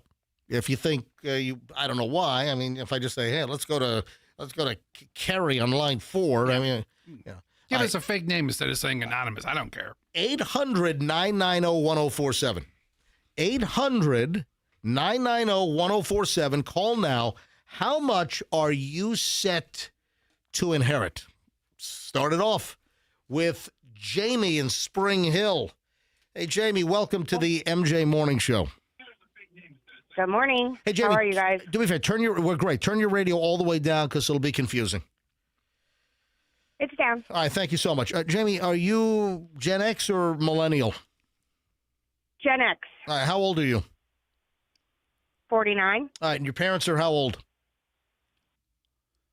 76 and 74. Oh, they're in the window. No, listen, they probably have a little time left. Yeah, they're in the window. Yeah, they're in the window. I mean, they're in the season. All right, Jamie, how much do you think you're set to inherit? $3 million. Wow. See, now that oh, my God. $3 million? Fester almost just choked on whatever he's drinking over there. I mean, yeah. Oh, my God. Wow. $3 million, unless they spend it before they croak. All right. Now, do you have to share that $3 million with a sibling or two, or is that all yours? It's all mine. Oh, that's a score. Oh, that's a good one. Yep. You married? Nope. Widowed. What? Oh, no. Oh, I'm sorry to hear that. That's okay. All right. For a long time. Okay. All right. So $3 million coming to her. Are you already mentally spending the money? Yes, and they already know that my first purchase when my father passes is a brand new Corvette of whatever year it is he passes. Oh. Wow. So if he passes this year, it'll be a 26. Well, also, you know, later this year, the 27s might be out. I mean, it depends. Well, I mean, if he dies in December of 26, you have to get like a leftover. So hold on. Did you say croaks? Yeah, I did. Sorry. When Dad croaks, guess what? Jamie's going to get a new car! It's the 2026 Corvette ZR1. Is this an open conversation you're having with your parents? Yes, it is, because he can't drive one anymore, and he's always had one. So I said, all right, it'll be my first purchase with your money. Fantastic. There you have it. Jamie, thank you for being a great call to kick things off on this. All right, guys, have a great day. Wow. You too. Look at that. I'm telling you, $3 million. That's not bad. I need. Are you keeping track? No. Hang on. I want to keep track. Keeping track. Yeah. What, am I going to go back and do a tally? $3 million. Let's grab Barron in Sarasota. Barron, you're on the MJ Morning Show. Welcome. Thank you for having me. Thank you. Yeah, absolutely. So what are you set to inherit? So I do have two sisters, an older and younger sister, but combined we're set to inherit $15 million. Holy, whoa, that's a 15. So if you split it three ways, $5 million each. Yeah, right. Is it gonna? Do you think exactly? Do you think that the will divvy things up evenly? Are there any favorites? Well, my older sister tries to constantly adjust things, but everything is set. Half the estate is real estate. They live up in Spring Lake, New Jersey, and that real estate's just taken off. So the house is worth probably about $7.5 to $8 million, and then the rest of it is, kind of cash and other assets. Wow. Are any of your sisters like a suck-up sister where they're trying to butter them up for a bigger share? Yeah, my older sister, she's maniacal. So I could go on about that, but thered be a lot of bleeping on the radio. No, we understand, Barron. We understand. All right, Barron, thank you, buddy. I appreciate it. Yeah. All right, two good calls. So when mom and dad, they're just going to sell the property. They're just going to unload it and make a dash for the cash. You make a dash for the cash. Yeah. All right, 800-990-1047. That just opened up a line. So how much are you set to inherit? We don't have to talk to people getting millions. I mean, I want to know if you're going to get the Beanie Baby collection. I want to know if you're going to get stuck with like a boatload of debt. Yeah. Exactly. All right, A bunch of creditors coming after you. 800-990-1047. Sheila in St. Pete. Hey, Sheila, welcome to the MJ Morning Show. Morning. I got squat Oh. with my parents died. Oh. I got nothing. In fact, my dad and stepmother had a condo, but she took it. You got squat? We got squat. In fact, we had to pay for the funeral with the money that he had in his checking account. Oh, man. Did you have to fork over? Did the checking account money cover it, or do you had to kick some in as well? No, the checking account fortunately covered it. All right.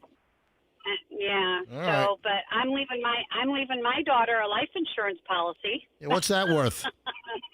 About $50,000. Oh, there you go. Yeah, that's very generous. Thank you. Appreciate it, Sheila. Anonymous in Tampa. Anonymous, welcome to the MJ Morning Show. If you're just tuning in, had an item yesterday that Gen Xers and millennials are set to inherit like $2.5 trillion in wealth over the next 10 years from their parents.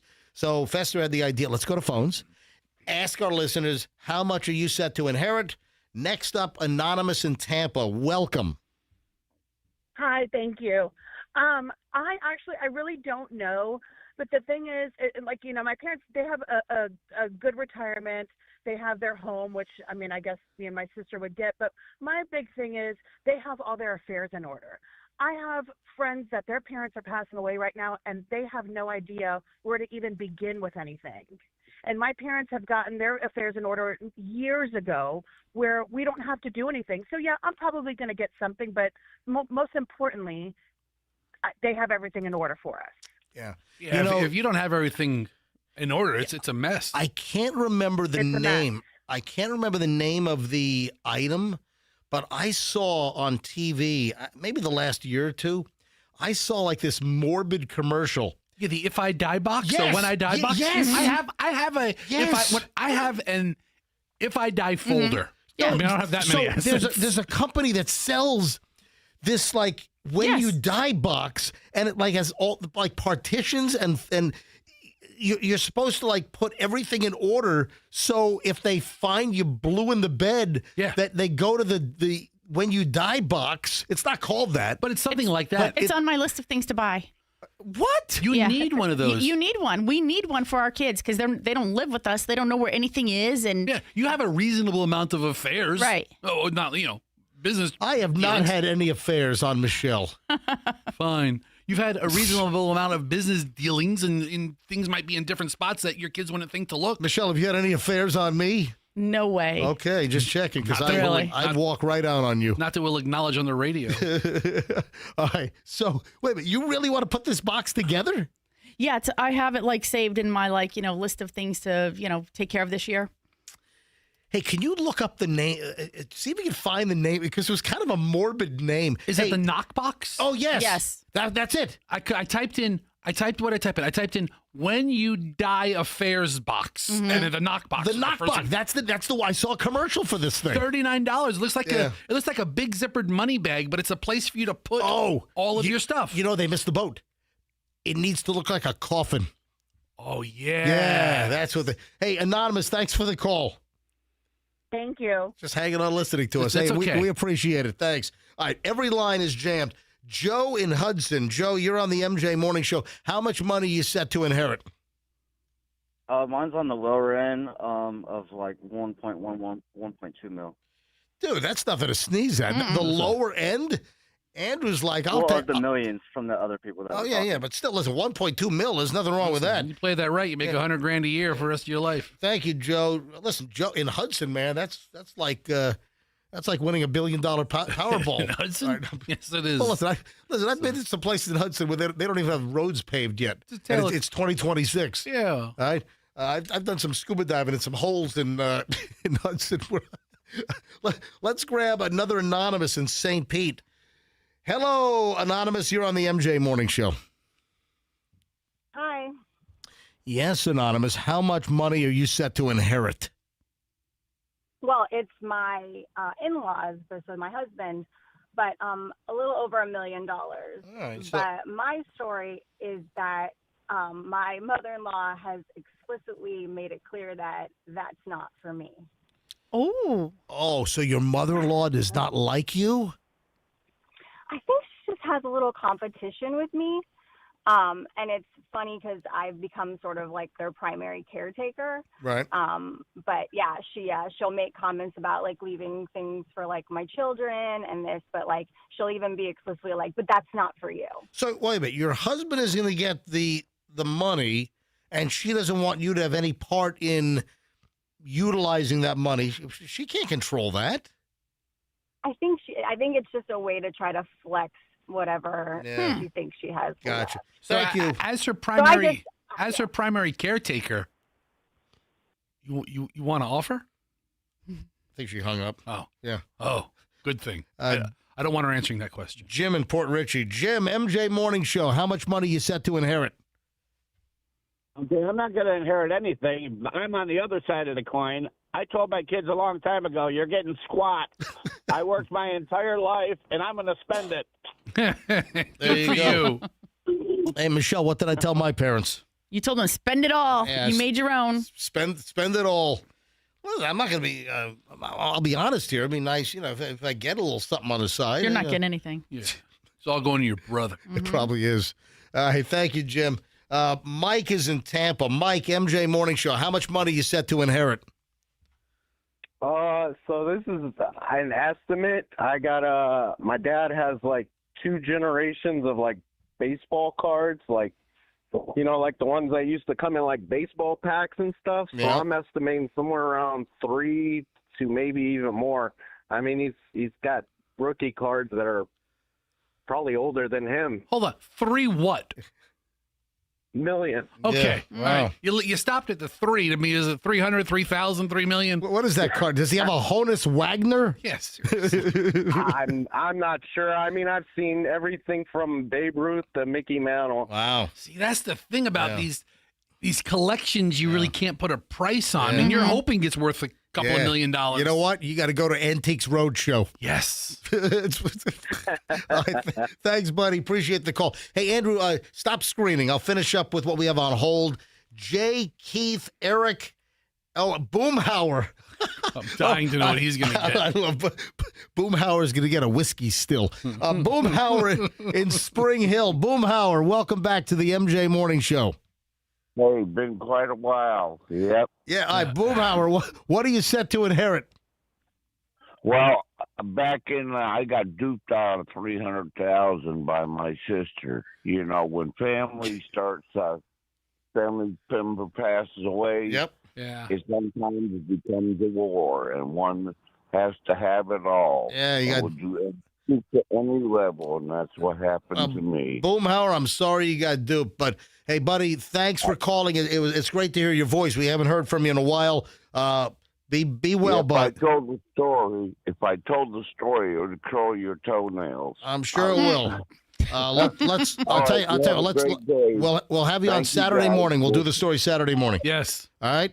Yeah. Thanks, guys. Thank you, Boomhauer. Great to hear from you. All right, 3 more. Jay, Keith, and Eric. Hello, Jay, Tampa, MJ Morning Show. How much money you set to inherit from your parents? Well, it's kind of tricky, but my parents are divorced, so they've been divorced. So I'm looking at $1.5 to $2 million. The problem comes up is he got remarried. Oh. And Did he marry like a younger tart? No, I think she was around the same age. My parents are both in their 80s. Well, Michelle, why did you start smiling when I said tart? Oh, that was a word my Nana used to use all the time. Really? So antiquated. Yep. I didn't know you knew that word. So dad remarries, and then she probably has a couple of kids, and if she gets what your father gets, she's going to give it to her kids, and you're going to be pushed out. Yeah. Well, hold on. Your dad needs to hold on a minute. Jay, you got to make sure your dad specifically in his will leaves whatever specifically should be for you. Or else those money-grubbing stepkids are going to get the money. Yeah, no kidding. Yeah. Well, of the 2 kids, one died.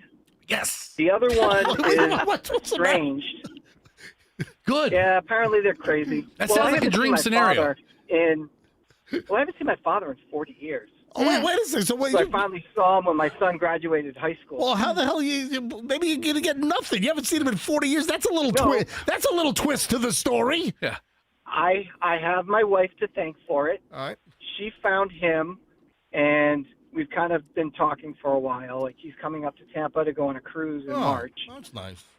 And he's ignored you since apparently- the 80s? Yes. Yeah. All right, listen, All right. hey, Jay, best of luck. Thank you, man. Spend some of that money on therapy. Keith in Largo. Keith, how much money are you going to be left, you think? Well, it's not for me. It's my sister-in-law. My mother-in-law, her dad was vice president of Mack Trucks, and my mother-in-law got $9 million, and she passed away. And my wife's stepfather, got the money, and my sister-in-law is blind in one eye, deaf, and she's bipolar, and he won't pay for a dime. So we put her in assisted living. And Does she have all her limbs? This is really more information than we asked for. Oh. Wow. Okay. You know what the conversation's about, right? He won't give her a dime. So we're paying for everything. Oh, wow. All right, listen, thank you, Keith. Wow. You got to all screen in calls all, better. I got to be honest, this is a pretty successful segment. Not bad. Yeah. It didn't go sideways like I thought it might. Last call, last one, and then we move on. Eric in Wesley Chapel. Eric, how much are you set to inherit? Who knows? Whatever a lakeside condo in Switzerland is worth, probably. Oh, what lake? Like Lucerne? What lake are we talking about? Lake Constance. I don't know what that one is. All right, well, It's just on the border between Switzerland, Austria, and Germany, right there in the corner. sounds gorgeous. All right. MJ may be interested. Yeah. All right, well, any Say again? any Swiss bank accounts? No, I wish. Yeah, really.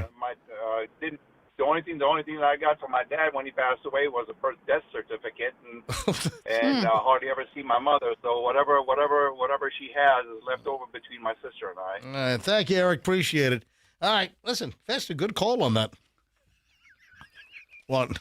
That is, it's crazy the variety. Were you rooting the caller a few callers ago? Were you rooting that some of the siblings in competition for the dough wanted checked out? You were like, yes. Well, hold on.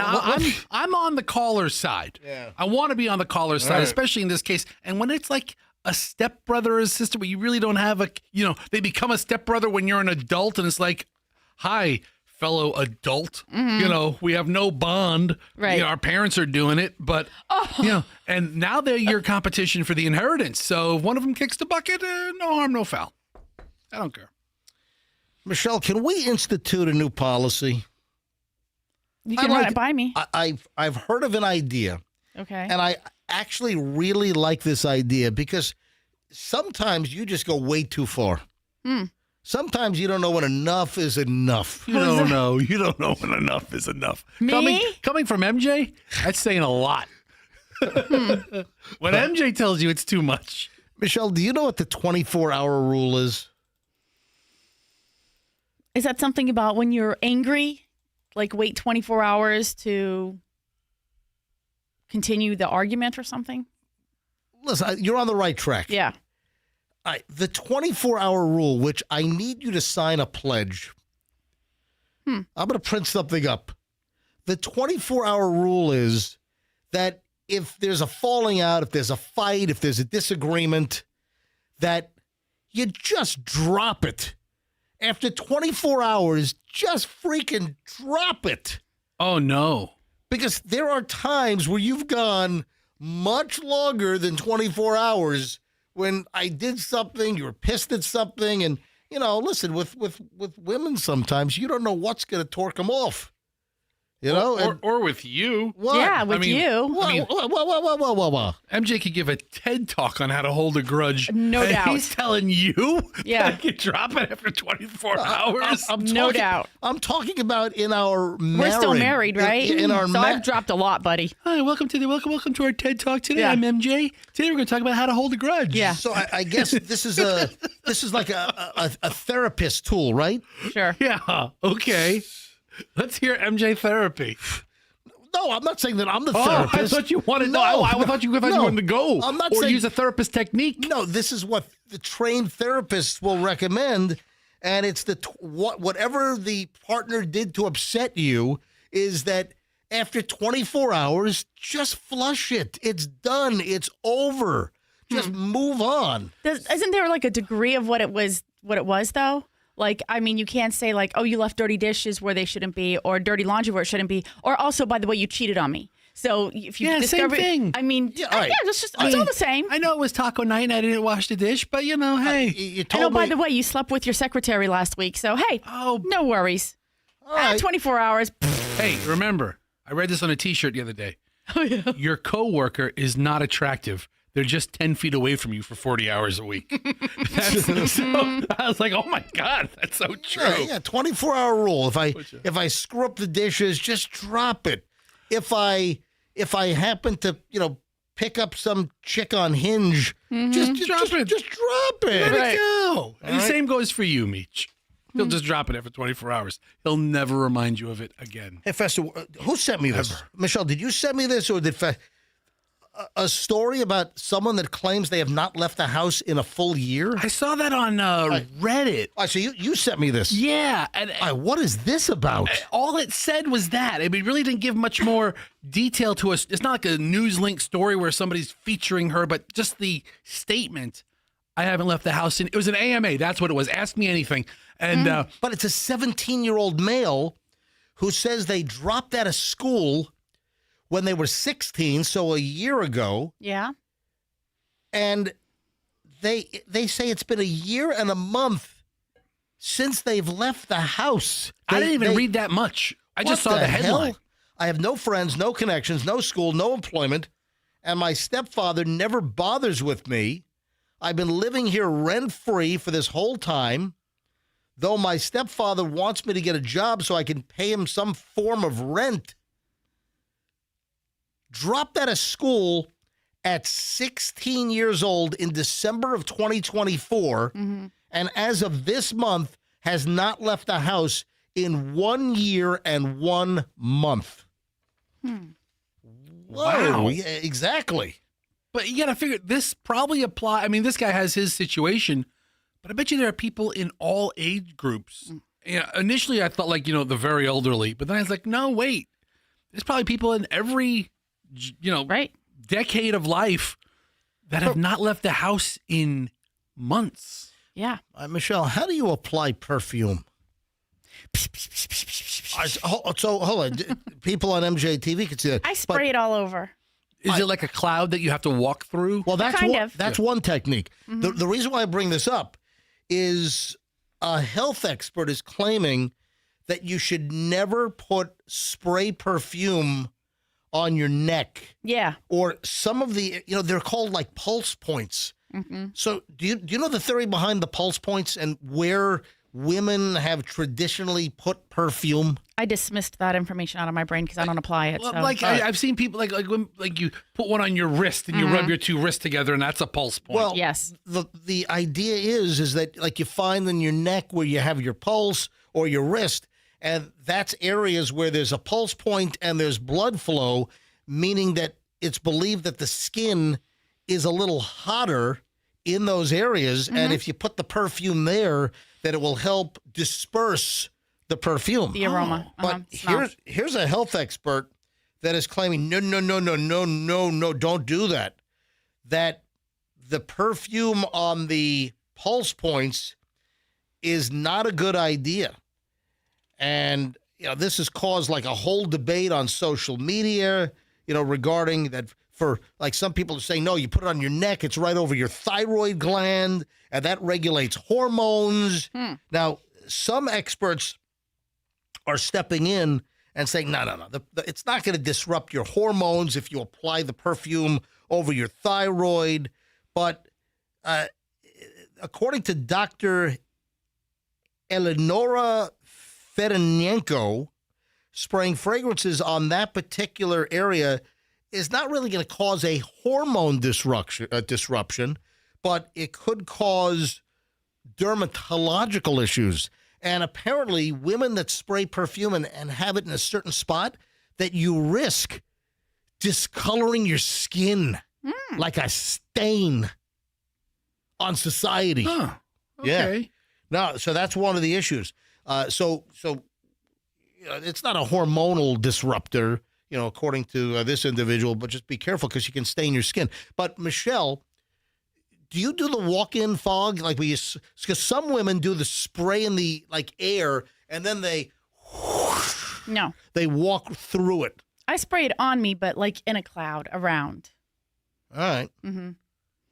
So you never do the wrist. No, I don't like that. The wrist, whatever that motion's called. Yeah, I don't like that. All right, listen, this show is just chock full of just bizarre crap on any given day. All right, Fester. Yes. This is right up your alley. I love my alley. Are you aware of the new Trader Joe's item that apparently is barely making it to the parking lot? Or it doesn't leave the parking lot, maybe I should say. Well, because people are eating it in the cart? Exactly. I think some people are eating it upon checkout. Maybe they're even eating it while they walk around the store. Is it a cookie? I mean, don't sleep on Trader Joe's cookie game. You're very, very close. Yeah, I've eaten Trader Joe cookies in the store and then in the parking lot. So I am not aware. See, remember I said some months ago that I need to, when I'm in Trader Joe's, I'm in and out. I'm in for 5-10 minutes. I have certain items that I like. I like, for instance, when I don't need to slice fresh garlic, and I do. I will slice fresh garlic quite a bit when I cook. And that brings up a whole other issue, which I'll bring up in a second. Are people eating garlic in their car in the Trader Joe's? No. Okay, hold on a minute. Hang tight. So there are certain things at Trader Joe's I like. I love the shelled English peas. We know. Sometimes I'll buy the frozen garlic. Okay. And the frozen cubes of ginger, for instance. Fantastic. But there's so much crap in Trader Joe's that I don't even know what's in there. And I'm sure there's probably another 20 items that I would love. It wouldn't kill you to walk up and down an aisle or two. I was not aware of this, that Trader Joe's has mini sheet cakes. Are you aware of this? No. I had no idea. I don't even know where these are. Is it the size of a slice of cake? It's a little flattish. Apparently, I have a picture. It's a little mini sheet cake, and they come in a variety of flavors like classic chantilly cream vanilla bean. They have a seasonal lemon flavor in the spring. And there's, I guess, a whole cult following for the Trader Joe's mini sheet cakes. And holy shit, there's a new one that people are saying it's barely making it out of the parking lot. People are bringing their own plastic forks and eating the crap in their car. Oh, it's just like a really generous sized piece of cake. That's what it looks like. Off of a sheet cake. Right. And they're in tins, right, with a plastic removable top. Yeah. Here's I'm looking at the chantilly right now. They all look great. Yeah. There's a pumpkin, a carrot. The latest is, and this is the one they're saying that people are eating in their cars in the parking lot. Is it the yellow mini sheet cake? No, it's not. Oh, it looks so good. It's the new cookies and cream ice cream sandwich. Sheet cake. Yeah. I guess it's a hold on. Cookie and yes. Is it an ice cream sandwich or is it a sheet cake? No, it's a sheet cake. Holy sheet. Right. Trader Joe's new cookies and cream mini sheet cake. And people are saying holy sheet, and they're eating it in their cars in the parking lot apparently. That doesn't even get home. I'll eat this whole piece of sheet in one sitting. You're a sheet eater. I am. And I grin. You get a sheet-eating grin. All over. Look at Why are you so happy? Sheet-eating grin. Sheet-eating grin. Oh, my God. People say, man, this is the sheet. No kidding. Yeah, it's the mini sheet cake. Right. They're exactly right. Michelle, we might, right after we finish working out today, We're going to go to Trader Joe's. let's go to Trader Joe's and see if they have the cookies and cream sheet cake. What if somebody already took a bite and put it back on the shelf? Mini sheet cake. Holy sheet. Yeah. That'd be a sheety thing to do. It would be sheety. That'd be a really sheety thing to do. Oh, man, I want to try these. I will say this. Don't underestimate Trader Joe's baked offerings. They make my favorite cookie. My favorite cookies at Trader Joe's. What's that? And it's seasonal. So I have to buy 15 boxes, 20 boxes. Right. And I walk out like with, but it's a Christmas cookie. It's the Trader Joe's mini gingerbread man. And it's my absolute favorite cookie. Right. And I have an outdoor freezer or a garage freezer, and I have like 15 boxes in there. If you see somebody at Trader Joe's that you don't like, and they're picking up these mini sheet cakes, you know what you can say to them? Eat sheet and die. I mean, you have to eat so many. I mean, how many can you mean? Blood sugar spike alone.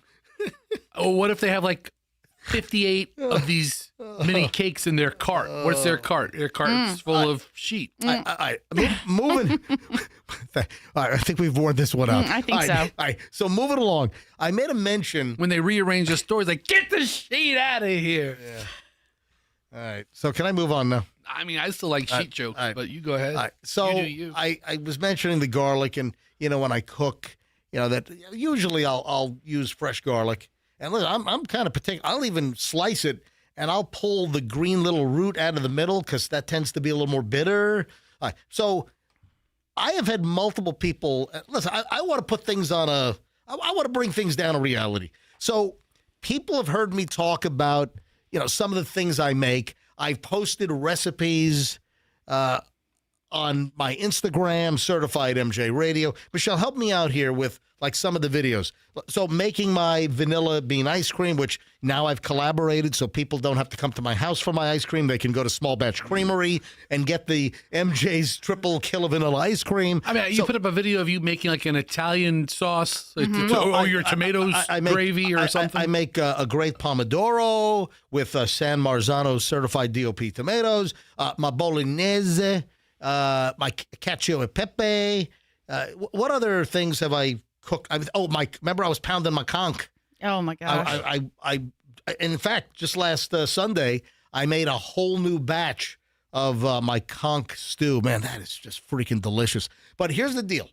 So I've talked about it. I put up videos on my Instagram, which folks you should be following, Certified MJ Radio, and I'll talk about what I just posted last night in just a minute. But I have people that say, MJ, you're like a chef.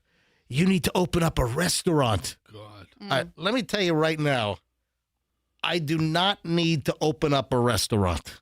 All right? Let me be very, very clear. I was always warned to stay out of the restaurant business. Yeah, a couple of businesses you don't want to get into. And I thought PDQ was going to work out. But anyway. Best of intentions. Right. So the road to hell's paved with good intentions. So here's the deal. I am not a chef. I am not going to open up a restaurant. Yeah. I know how to make a couple of things that are really good. Yeah, a cook, a household cook who can whip up a meal for his family is not a chef. I am not a chef. I am not professionally trained. I have watched a lot of Anthony Bourdain.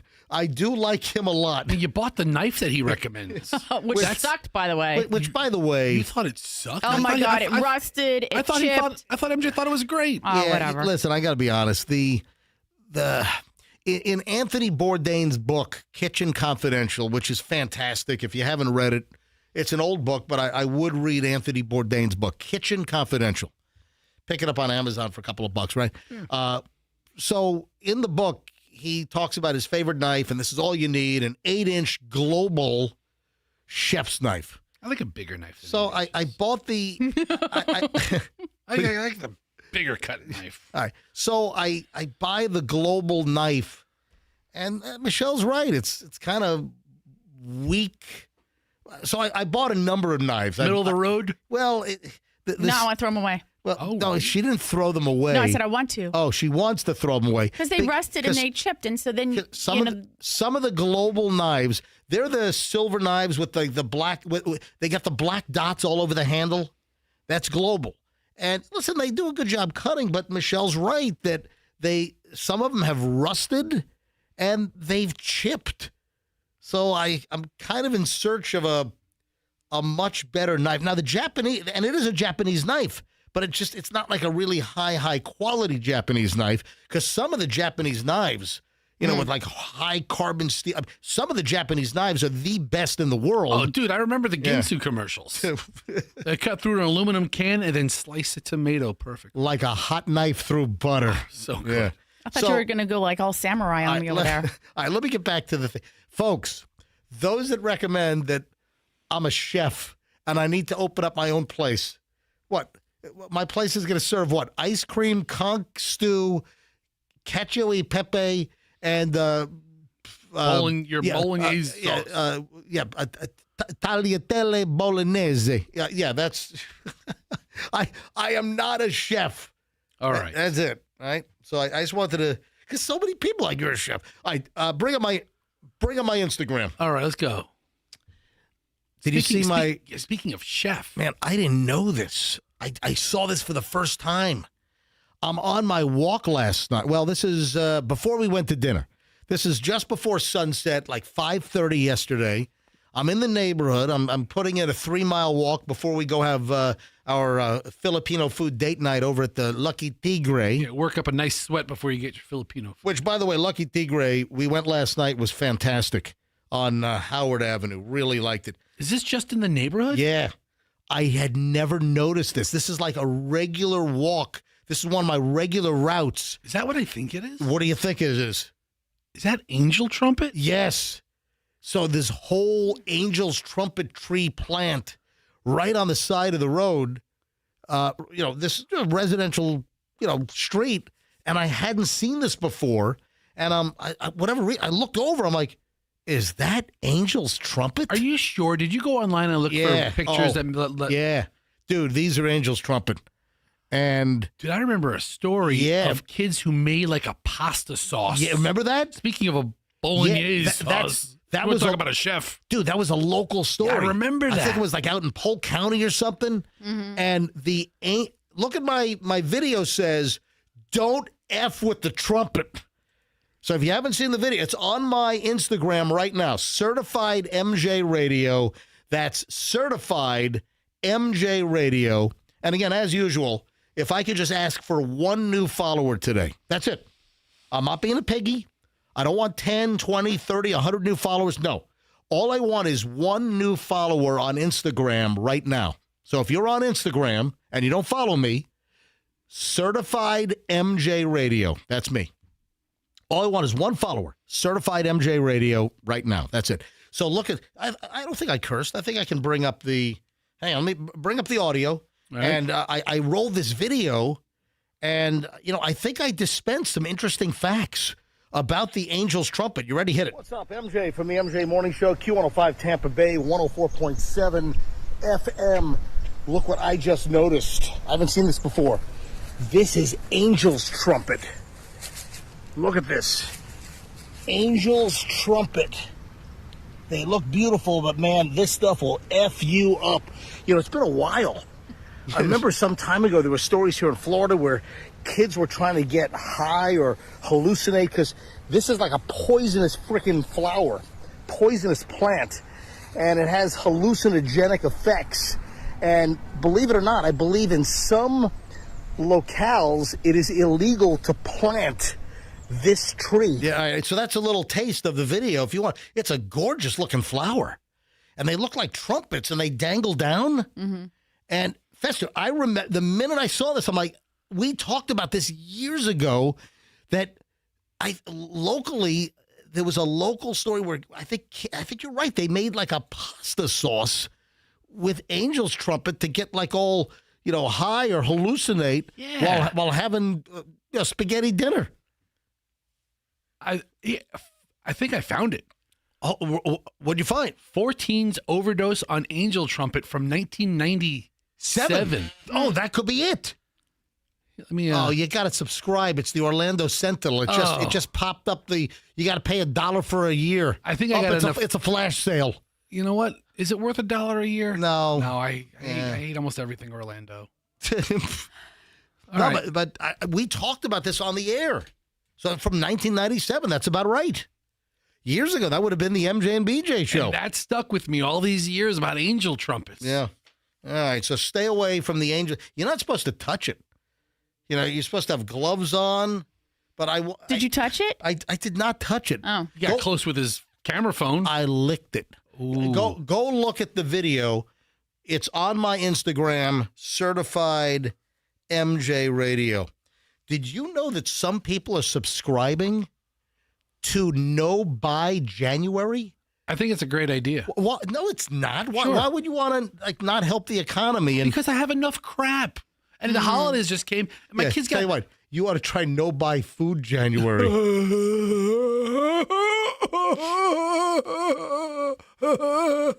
Can you talk, please? No, but no, by January. Listen, the holidays just came and went. Most people just got a big influx of crap that, or stuff in their house. Most people spent probably a little bit more money than they should have, with the holiday budget. So in January, if you don't need it, don't buy it. So social media is pushing No Buy January, where you don't buy anything during the entire month. What have you bought in January that you honestly needed? You don't need. Who needs clothes? I mean, okay.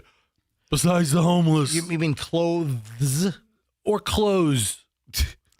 Clothes. I said clothes. Whatever. That's a tricky word. It is. Go ahead. But who needs another sweater? I mean, honest. Okay, I know there's some people who can need a sweater, but generally speaking, who needs a coat? Who needs a sweater? Who needs another pair of shoes right now? You don't. What if you waited for the sales, the after Christmas sales? Because that's what I Yeah. tell my But kids that's to the do. hook. I'm like, don't buy anything now. Don't buy anything now. Let's wait until like January 10th. That's when everything is, 50% off. So I saw this guy on Instagram, right? And he's like this big advocate of no buy, never stuff. He never buys stuff. But No he's Buy like- January, he's like- February, March, April, May, June, July, August. But he's like, don't buy anything. There's never a sale. Every price you see is the exact price that the manufacturer wants to charge you at that time. There's never a sale. Nothing's ever a deal. Well, that's not true. But that's the mentality. You No. are getting the price that the manufacturer wants to charge you at that time. At that time. Regardless. 10% off. Ooh, big deal. 10%. Let me run out and get it. But No Buy January, I don't subscribe to it, but I completely understand it. What if somebody's birthday's in January? Yeah, you have to buy right. them a gift. Great. Re-gift a Christmas gift. My birthday's coming up, and I hope you didn't get me anything because it's no gift receiving January for me. Yeah. Yeah, I didn't. Your birthday's right around the corner, right? Michelle, you do not have to get me a birthday gift. I know, I didn't. Well, I'm just telling you that's fine. I think I told you to get yourself something special that you asked about. In I said, well, February. go ahead and get it. Wait, what You special? said, can I buy myself a watch for my birthday? And I said, yes. So you were looking at some fancy watch, and I said, I wouldn't even know. Like, Did you stumble upon it? Why did it even run it by you in the first place? No. right? Listen, No. He's been looking for something, and chasing after something. And he was like, "Would you mind if I got this watch for my birthday?" And I go, "No, by all means, please do. Knock yourself Happy out. birthday." Yep. I'm probably not going to do it. No, I always have a couple of watches that I like from some of the manufacturers that I respect and appreciate. Yeah, there's one list I've been on for 12 years now. Oh, the Timex list? No, there's one particular watchmaker. I've been on the list for 12 years. Swatch. Is it the, exactly. What's that? It's an Armatron. What's that watch? Armatron, rated number 1. Is like what's that watch that they sell that's like really big and gaudy, but it's like $100? It's like ridiculous. I don't know. I saw like the outlet store for it in Orlando. It was like buy one watch get 3 free or something like that. Yeah, Fossil? something like that. I don't know. You look good in a Fossil watch, or a Timex, or a Casio. Dude, I have Casios. I know one. I have 3 Casios. Ooh. I've got the terrorist watch Casio, which is the F91W. Why? I've got the PAW 1500 Pathfinder from 2007. Fantastic. I'm so sorry. That still works perfectly. Why don't you wear the terrorist watch tomorrow, huh? How about you do that? I will. How about you do that? You know what? I will put on my Casio Casio terrorist watch. I'll put on my Casio F91W which that's going up in price. It's like close to $20 on Amazon now. I bought mine for like I think $9.95. I know ISIS is stocking up. All right, so driving prices up. If you're participating in No Buy January, where you're not supposed to buy anything in January, you're hurting the economy. Shame on you. You're hurting local business. Shame on you. All right. There's nothing at Home Goods or TJ Maxx or Ross that you need to have today. Nothing. I would agree that there's nothing at those stores that I need to go get today. Probably nothing at the watch shop you need today. Hey, on a health note, I was out for my walk. I shot that Angel's Trumpet video on my Instagram last night. And once again, these stories continue to pour out that, I'm on the right track here. Michelle, you have said to me, you know what? You think that walking is doing a lot for you. Yes, it is. Why? Oh, no. Okay. No. Tell me why you've been down on. You've made some comments about. I said you should vary it up because your body is doing the same thing every day, roughly around the same time. And sometimes you need to just change the routine to get your body to respond better to the exercise that you're putting it through. That's all.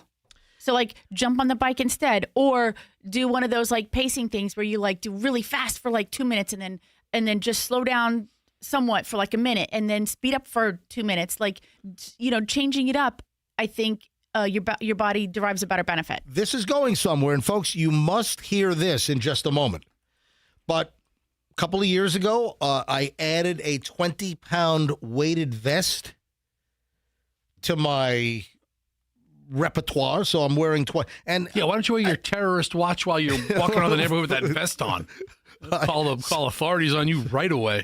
I got to get a hold of your buddy with 2 names. Yeah, Fred. Yeah, Fred Craig. Craig. Yeah, because he owns Profusion, right? Which is this amazing like metalworking company. Yeah, it's called Profusion. They're like in Largo, and Fester went to high school with him, and I actually dropped him a note. It's like, hey, my weighted vest is like 20 pounds, and I've got the plates in from 511. So I've got the metal plates front and back, but I think I want to go to 30 pounds. You need heavier ingots? Yeah, well, I was gonna ask him, hey, can you cut me some new metal plates that are heavier to jam in my vest?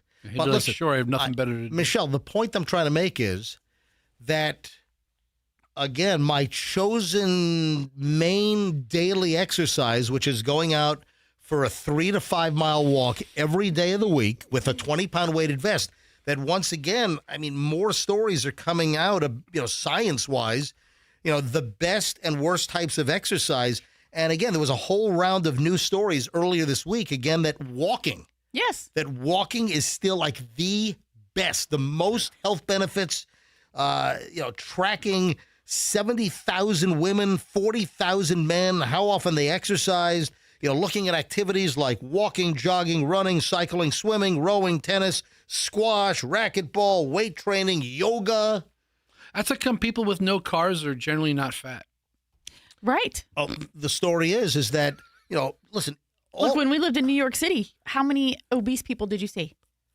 Almost none. Like you're walking around the whole time. They got to go up and down the stairs for the subway. It was amazing. Yeah. No, we walked a lot There are fat people in Manhattan. But there are fat people in New York City. Yeah, there were absolutely. Yeah, where? There are. At the Little Italy? Yeah.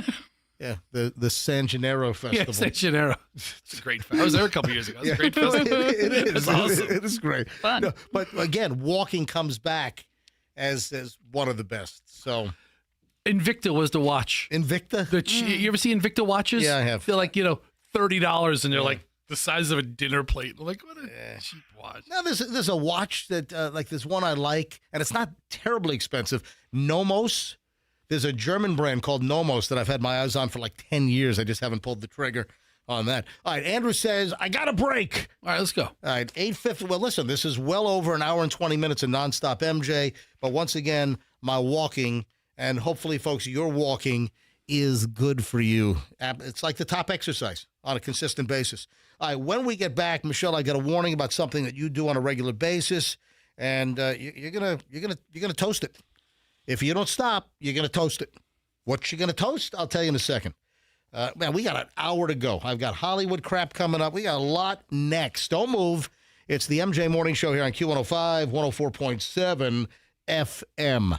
If you want a great experience, car shopping or SUV shopping, and you're looking at a Genesis, you want to check out the all-new Genesis of Tampa. Yeah, there was a time where Hillsborough County did not have a Genesis dealer, and then Mike Murphy and the Murphy Auto Group changed all of it, and they opened up Genesis of Tampa. And they even told me, the MJ Morning Show, we provided like the most leads when they opened up. You know, more people were going in because of the MJ Morning Show because, they track this stuff. So thank you. And listen, Genesis makes a very nice vehicle. Great looking cars, great performance, great styling, great efficiency and technology and safety. If you're looking for a Genesis, Genesis of Tampa is now open at 275 in Bears, right off the exit on Bears in Nebraska. Right now, $1,000 off instantly on any new vehicle. If you want to trade in, they'll appraise your vehicle a year newer so you get more money for the trade-in. GenesisofTampa.com. Tell them that MJ sent you. An awesome deal for January is in effect right now with Zero Res. Your carpets are dirty. You don't like it. You feel like you're living in filth and muck and squalor. So what do you do about it? You call Zero Res and get those carpets cleaned. Make them look showroom fresh. Make it look like you just walked out of Bob's Carpet Mart or something, right? So you call Zero Res and you tell them you heard on the MJ Morning Show about this special January deal. Pay $139 for 2 rooms of carpet getting cleaned. But then here's the magic word. You mentioned me, MJ. Then you'll get 2 additional rooms free. 4 rooms of carpet clean for just $139. You got to mention me, MJ. Go to ZeroResTampaBay.com, ZeroResTampaBay.com. Call the number on the website, or you can book online, but you got to tell them MJ sent you. ZeroResTampaBay.com. With their zero water, no residue left in your carpet like the other companies. Zero Res is the right way to clean. Traffic's on 8:57. MJ Morning Show back in a minute. We're still having issues on.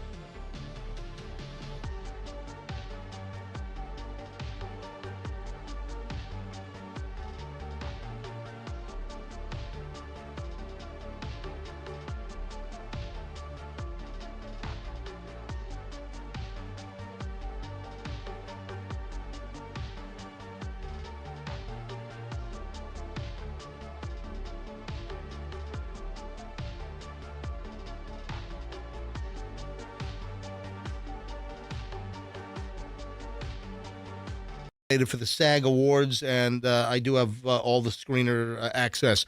So Begonia is nominated. Have not seen it yet. We will by this weekend. F1 is nominated. Oh, F1. We saw that in the theater last summer, and that was good. I saw the sequel, FU.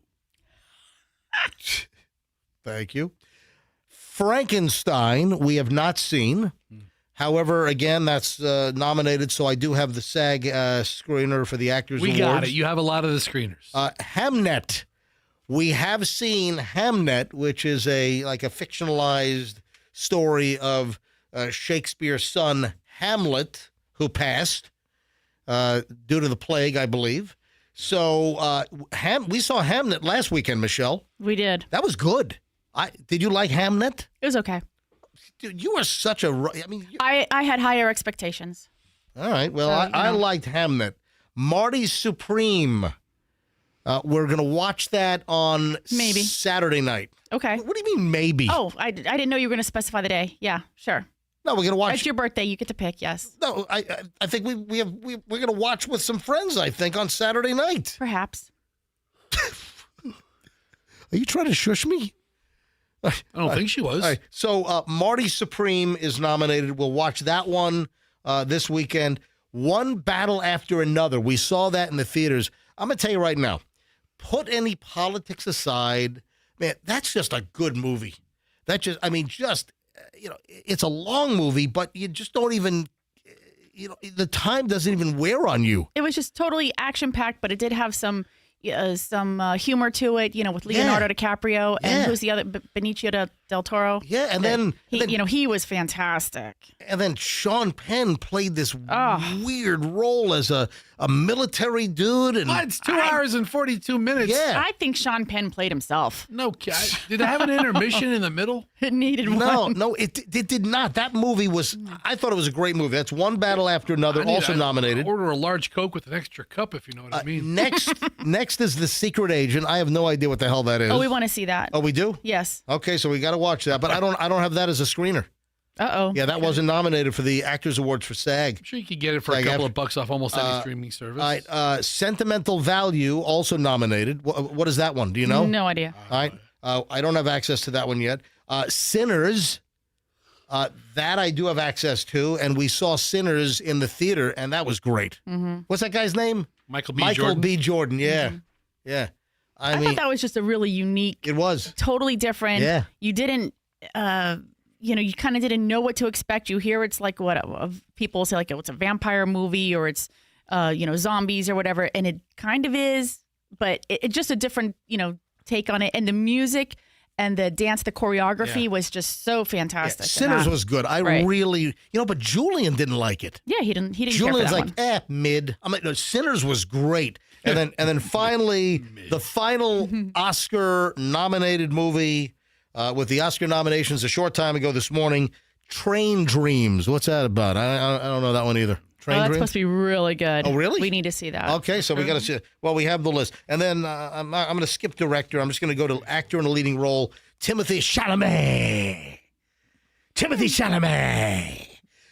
For Marty Supreme, Leonardo DiCaprio for One Battle After Another, Ethan Hawke for Blue Moon, Michael B. Jordan for Sinners, and Wagner Moura for The Secret Agent. Oh, yes. And then finally here, actress in a leading role, Jessie Buckley for Hamnet, Rose Byrne, If I Had Legs, I'd Kick You. I have access to that one. That's in my screeners. Kate Hudson for Song Sung Blue. We also have access to that. I do want to see that one as well. That's the Neil Diamond does. Well, it's like a Neil Diamond impersonator or a Neil Diamond act. Yeah. And his life and singing around. And of course, Song Sung Blue. That was one of the Neil Diamond hits when I was a little kid. Song Blue. Da da da da da da. I don't know what the. Yeah. So what else here? Renata Rins. Yeah, working a vowel. For Sentimental Value, and then Emma Stone for Begonia. Okay.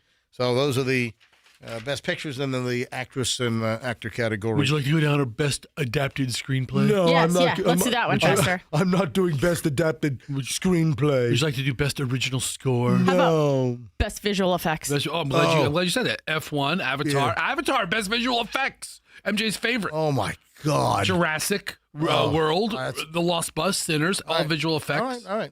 What about best farts? that needs to be a category. The nominee for best farts, the MJ Morning Show. Best makeup and hairstyling. Again, the MJ Morning Show. WRBQ FM Tampa. Oh. Hands down. The best. We got the best collection of farts. The award goes to on radio. MJ Morning Show could not be here today to accept their award. No. Hey, Michelle's laughing. Michelle, do you have an update on the whole Brooklyn Beckham? I don't. I think. Did the family come back and say something like, "Hey, lunatic"? No, David Beckham replied. I think he did an interview somewhere and was probably asked, but he said children are allowed to make mistakes.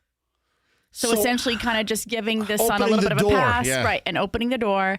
And I think the more people read about it, what I see online, the people who are commenting on like the news articles that you read from People or New York Post or whatever, most of the support is behind the Beckhams because they're like, this kid was born he has everything, and now he's just like totally taking a crap on them. Oh, he's like blowing it up. But think about it. Even his like umpteen million followers on social media, they only gravitated toward him because of his name. Right.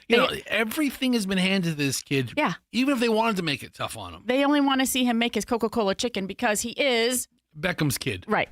I mean, so I I think the Beckham family's staying pretty low key. Although people have acknowledged that they've made it a business and a brand. And I guess there was some like question about they had wanted the two of them, I guess, to sign some type of an agreement, like a non-disclosure. Not like a prenup, but to some effect, they wanted to preserve the name. And I did not know this. Victoria Beckham had trademarked all of the kids' names, maybe like as they were born or after a certain point in time. So Brooklyn Beckham is a trademarked name. Yeah. What about what's going to happen is she holds it now, but he's coming. It's what happened. It expires, so it's coming up for renewal, and he's going to be able to renew it now. And they were trying to protect that for him. Yes, because everybody wants Brooklyn Beckham. Big deal. Well, no, they didn't want her to be able to, just in the event so they could put it on a T-shirt. Why is that trademark even matter? Hang on. I don't know. What about the sister, Staten Island Beckham? Yeah. What about Bronx Beckham? Bronx Beckham. That Staten Island Beckham's a real dump. It's got a great bathroom. Yeah. Hey, listen, Pete Davidson's from Staten Island. Oh, great. Yeah. All right. And what was it yesterday? There was one thing when we were talking about this. There was one thing that you didn't get to yesterday. I don't know what you're talking about. On the whole Peltz Beckham deal, I thought there was one other item that you didn't get to. Nope. No. All right. My mistake then. Michelle? Yes. You got to stop using a heating pad. Oh, no. So hold on. When we're like in the living room, we're watching TV, I'm doing prep, Michelle's, hanging with me. Sometimes use a heating pad. So why do you use a heating pad? Sometimes my back hurts. All right. Like my little lower back or whatever. And then sometimes my toes are cold. I'll just throw the heating pad on my toes. The reason why I'm bringing this up, and I'm happy to give you the story. I'll give you this item, that this woman is showing that her nightly heating pad ritual has given her toasted skin syndrome. Ooh. And I'm looking at a picture of her back, and it looks like freaking Wonder Bread was in the toaster. Oh, wow. I mean, it's not burnt. It's not like you got to get the knife and scrape all the burn crap off. But it's toasted. Yeah. Do you know how many people don't know that? Do you know how many people think you burn toast that you got to throw it away? No, you scrape off the black. No, you just scrape and then you get the brown underneath the black. Yeah. No. Yes.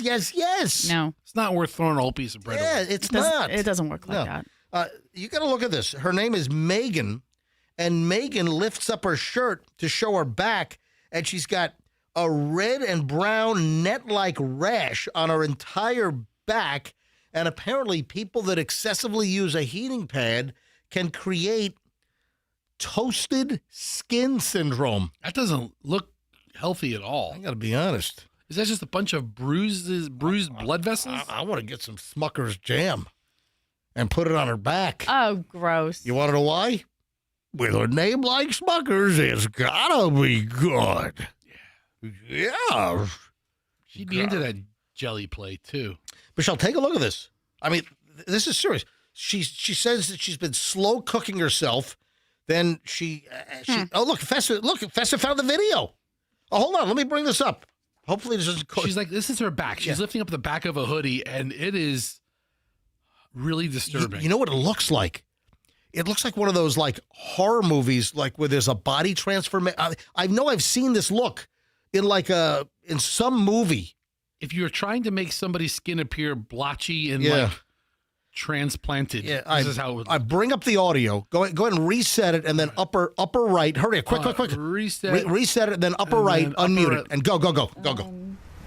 So Megan sleeps with this heating pad, and look, see it? Yes, we can see it. Oh my God! She hasn't laid on it tonight. This is just how her skin is now. Oh my God! Do you think that's Michelle? Have you seen this? Turn around. Come look at this. Come around. Would it heal up? Would it heal up? Is it scarring? Look at her back. There's the heating pad. Look at her back. And look. Yeah, it's not. Yeah, it's toasted skin syndrome. And she's a very fair-skinned person. Yeah. Wow. If she stopped using the heating pad, would her skin That's scary. Heal itself? I don't know. I don't know. Yeah. Hey, Michelle, what do you think of the new Ashton Kutcher? First of all, Ashton Kutcher has showed up in this show for a total of like 12 seconds. Yeah.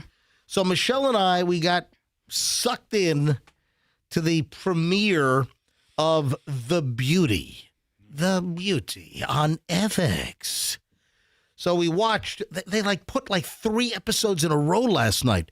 They ran the original pilot, and then they went into like quicker, faster episodes. So there were like 3 episodes. We watched everything sans, like 5 minutes of the, we got to watch like the last 5 minutes of the last episode. How'd you stop the last 5 minutes? I was We have all this time invested. Nope, I can't do 5 minutes more. Getting tired. Your your method for watching TV, it was like it really wasn't worth it. The last 5 minutes, it wasn't worth investing after you put 2.5 hours into it. I really wasn't paying attention to much of it. Yeah. It's interesting, but do I need to continue watching The Beauty on FX? What do you think? Probably not. Michelle, can I get your unvarnished? Put your Minwax away and let me get your unvarnished opinion. Yeah. So here's the thing. Yesterday when we talked about the show, it had a 4.9 on IMDb. Oh yeah, that's already low enough. Then when we went to bed, it was a 3.6. Yeah, it went down. Yeah, people have been watching it now. But now it's up to a 5.3. Oh, now it's back up. So it's a 4.6 down to a 3.9. Now IMDb has The Beauty at a 5.3. Yeah. Sounds like a quake in LA. It's 5.3. So what is your? I'm not going to continue watching it.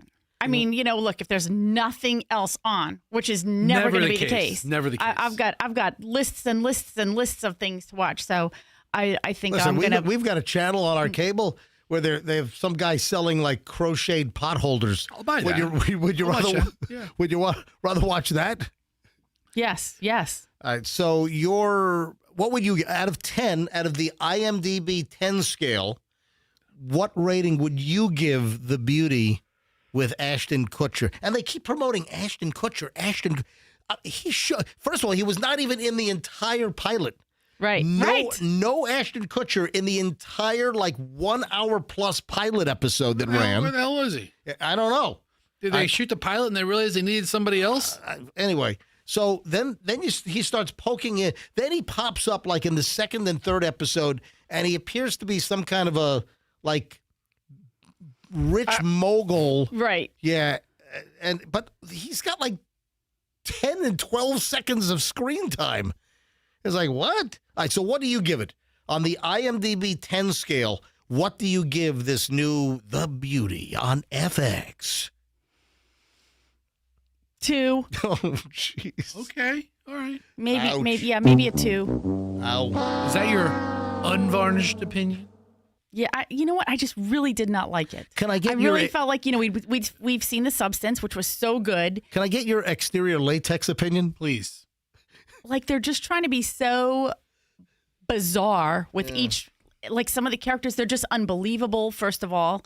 The storyline is just unbelievable. Even if it is kind of sci-fi, the elements that should be believable to support the sci-fi storyline are just not there. Yes, but what about your garage floor coating opinion? Minwax. You know what? The garage floor coating companies are exploding like the very beautiful people on this TV show. Why? I've seen so many commercials There's a for lot redo your garage. A lot of garage door flooring commercials these days. And you know what? I've got a janky... just concrete garage floor? Yeah. Yeah,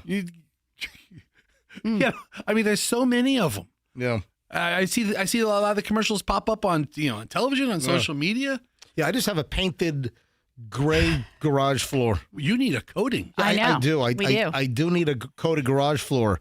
But you have to empty all that crap out. Oh yeah, see that's the issue. That's why I don't want it. What the hell do I do with all the crap in my garage? I got to rent storage. I got to rent 3 pods for the driveway to put my stuff in for a day and a half. Dude. Yeah. Call Wade. Yeah. Wade could have his guys undo. Oh, just put a truck in there. Yeah, Back a truck in my driveway for a day and a half. Something like that. Yeah, 2 college brothers. Yeah. That's what I'll do. Yeah. 2 college brothers when I empty out my garage to get my.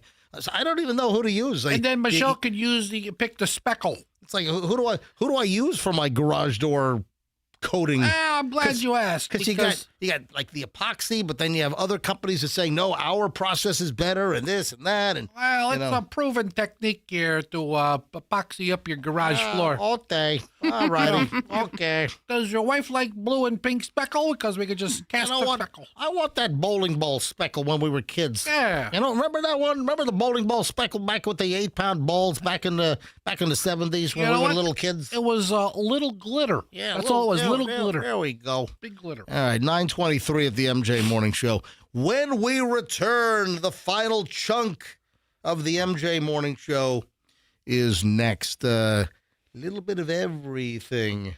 You see the Delta Airlines dilemma?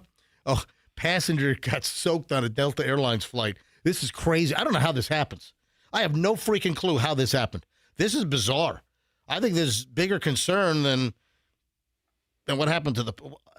When we get back, somebody explain this to me because I don't quite get it. Oh, Teacher of the Year. No, literally, this teacher got Teacher of the Year. And now? Now they might be taking the plaque away. All right, It's a different situation. We've got a lot of stuff next. Don't move. MJ Morning Show here on 104.7 FM. It's Q105. So we just mentioned Wade and 2 college brothers. Wade Sweikel, he is the chief moving officer of 2 college brothers. And if you're looking to make a move or if you know somebody that's moving, man, don't let them get saddled with a bad moving company. If you know someone making a move, maybe it's a friend, a neighbor, a colleague, whomever. Maybe your kids are moving. Tell them about 2 college brothers. You've got the others, then you have 2 college brothers. Now, don't be confused with similar names. You have to go to 2collegebrothers.com. Get a solid, straight up good quote on your move, which they're going to stick with. They're not going to stick it to you and try to move that number mid-move or at the end of the move trying to, hijack you for more money. Listen, 2 college brothers will move you with their highly trained, highly background checked professionals. Making a move, don't make the wrong move. It's 2collegebrothers.com, the smartest move you will ever make. And then we have a smart move when it comes to your air conditioning. Plan B has changed. There's been a metamorphosis. Yes, out of Plan B now emerges the new name of the company. There's been a merge, and it's Air Rescue. And you're like, wait, Air Rescue? They've been around for a long time. Yeah. As a matter of fact, Air Rescue's been around for over 70 years in the Tampa Bay area. So same ownership, just 2 different companies. They decided to roll Plan B into Air Rescue. So any air conditioning, heating issues, you want to hit up Plan B AC's new name, which is airrescue.com. That's airrescue.com. Mention me, MJ, get 10% off. They're doing a really cool special right now. AC tune-up is typically $99. Call up airrescue.com, 888-NEVER-WAIT, and they'll do it for $29. A $99 tune-up and checkup on your air conditioning, $29 special right now. airrescue.com, and tell them that MJ sent you. Traffic's on. Final check here. Shriner, MJ Morning Show back in minutes. Northbound traffic.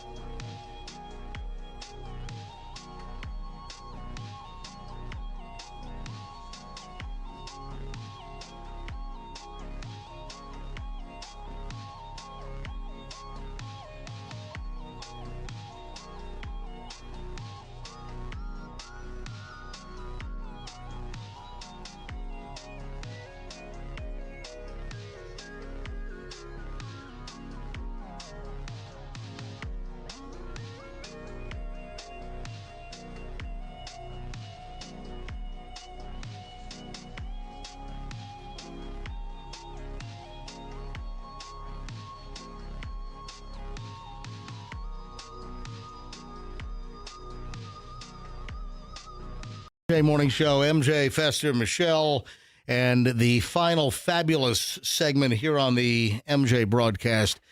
So, teased a couple of things. Teacher of the Year, get to that in a second. First up, though, is this Delta deal. A Delta passenger was soaked with de-icing fluid. Oh, no. How the hell did that get into the airplane? I think there are bigger issues here. A Delta plane requested to return to the gate after de-icing fluid leaked inside the aircraft. Happened last weekend. Stories just coming out now at LaGuardia. One passenger seated inside the aircraft next to the wings was impacted. Delta said the plane went back to the gate. Incident occurred on Delta 1307, which was preparing to depart LaGuardia on Sunday. It was an Airbus an Airbus 220, and was headed to Florida, headed to Jacksonville. And we've had some flights recently, Michelle, that had to be de-iced. We had a flight in what was it? We got de-iced. Oh, from Vail to Texas? Yeah. I think, and then, Julian's had multiple flights for de-icing recently. Same with Chloe, heading up north. So this is weird. That's awful. How? According to Delta's website, de-icing, an important role, winter months, if there's any frost or ice on the wings. And the bottom line, to simplify it, is you can't have ice on the wings, leading edge or trailing edges or flaps, because it affects the lift of the airplane. Yes, it does affect the lift. All right, why do you have to be such a butthole? I'm not being a butthole. I'm taking this very seriously. Yes. We don't want to have any de-icing fluid on the lift gate. How does exterior liquid get into the freaking airplane? Well, apparently the guy rolled his window down. And shot it right in there. It's like go through the car wash. Yes. With the sunroof. The sunroof is open. Yes. The seal around it needs replacing. Yeah, so. I would say, hello. I mean, the individual, I guess, was asked if they needed any medical services. He's like, or just get dried off. Listen, that's like an alcohol. It's typically the de-icing fluid, I believe, is glycol. Is it to melt the ice or any frost on the wings? Well, the Delta spokesperson, non-hazardous. Why do you have to speak like this? Because it's my official voice. Oh, really? Yes, when we talk about official things, I use my official voice. Yeah, so the passenger was asked if he needed any medical services. The passenger said, I think maybe I just need a new pair of pants. Yeah, that's it. Wow. We're not used to that coming into the fuselage like that. So we want to have maintenance take a look and make sure that we don't have a leak. Yeah, you don't want to lose pressurization, right?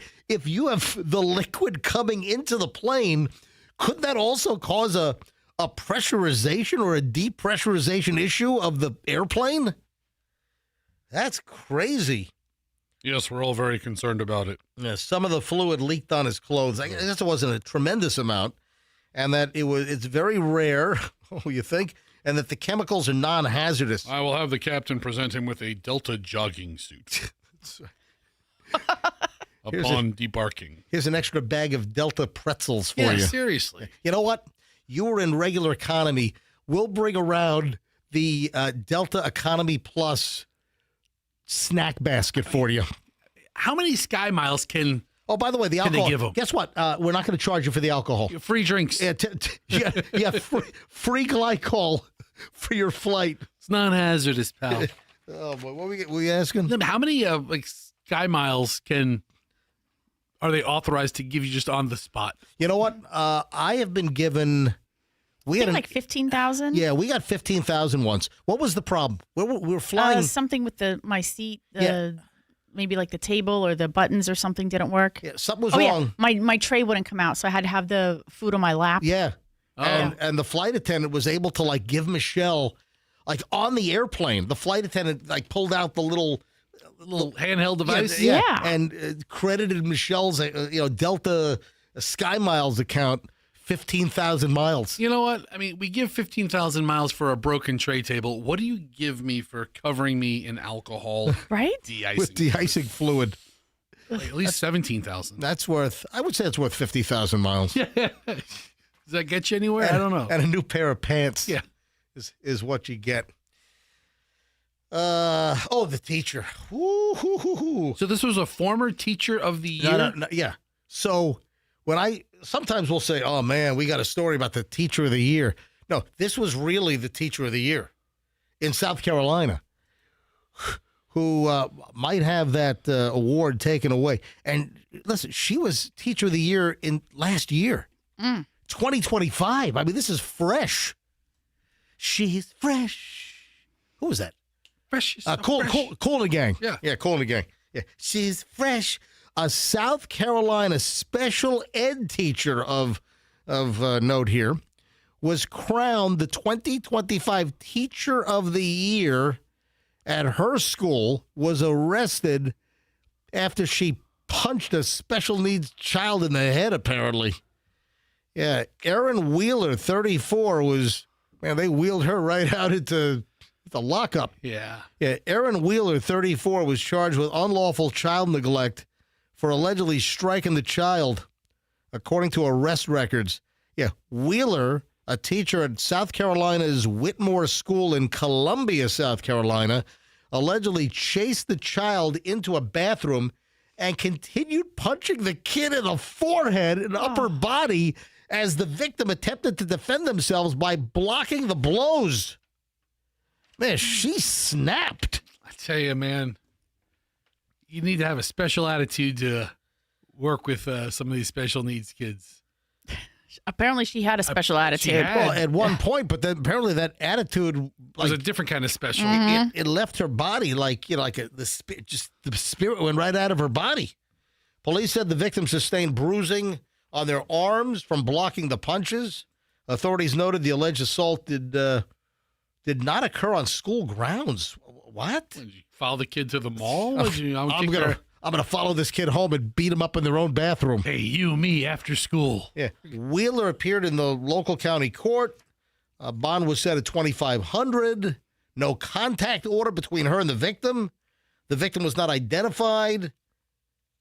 And I guess the mother blasted the court's decision for handing the teacher what she described a low bond. Yeah, the charter school said they were aware of the allegations, emphasized the incident did not happen on school grounds. Yeah. What the hell? So she's not going to win back-to-back Teacher of the Years. No, most likely. This is weird. Most likely? Most likely, she's not going to be back-to-back.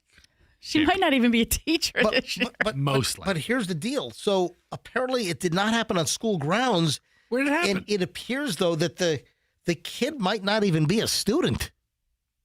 So she's just beating up rogue special need kids? Just random. Well, hold on. She's a special needs teacher, but I don't know if the beat up kid was a special needs kid and the kid wasn't even a student and it happened off of school property. Hold on. I'm starting to side with her. Maybe the little bastard deserved it? I mean, where did this happen? Who is this other kid? Right. Why was he one of her students? Why was he on the campus? Was he doing something he shouldn't have been doing? No. On school grounds. It didn't happen on school grounds, Right. apparently. Did she beat this kid up at a McDonald's or something? This is weird. We don't know. Wow. So just because he happens to be a special needs person. No, she's a special needs teacher. You know what? I'm left with more questions than answers now. Yes. I side with her. Free her. Drop the charges.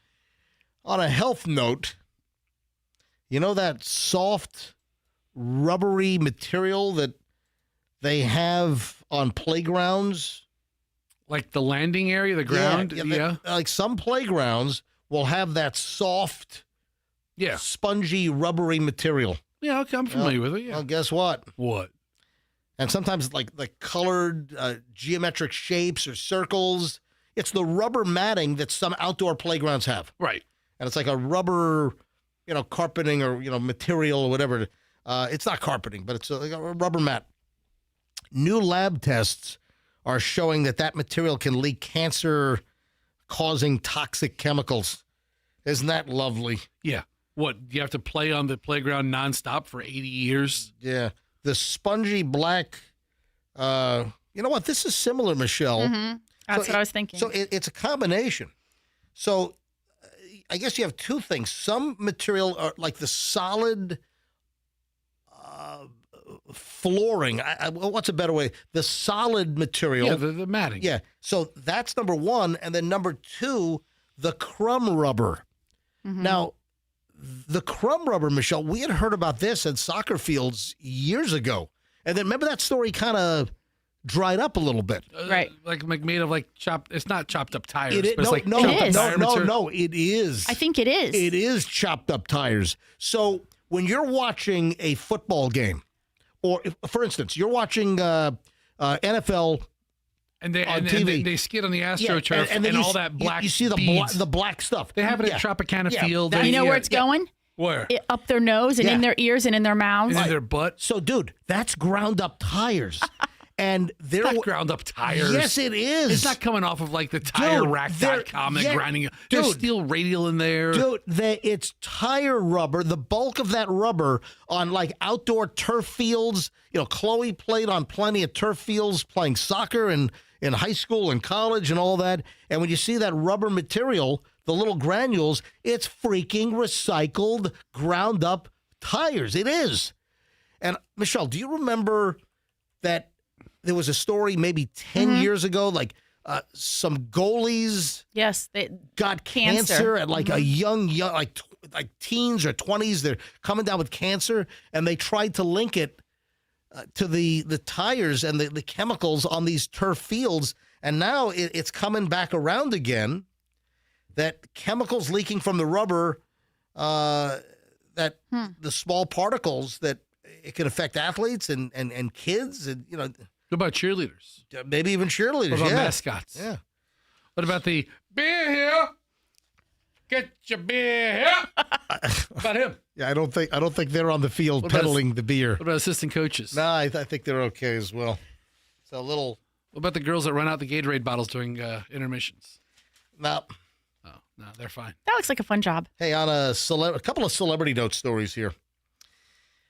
Phil Collins, who we've been kind of, God, I feel bad for Phil Collins. Remember? Why? Because Why? he's having some episodes. He's having some medical issues. He's had a successful career. He's an old man. He's a almost probably but he's 30, like, 50, $100 million. He's living in pain and misery. And remember his ex-wife or Said remember the wife or whoever she was, like then like did a whole tell-all that he doesn't shower for months at a time, doesn't brush his teeth. He can't. He's decrepit. He can't probably bend his fingers to hold the toothbrush, or I don't know. I saw that Phil Collins did his last show like sitting in a chair the whole time. Yeah, that was a story like 4 or 5 years ago. Yeah. Absolutely. Wow.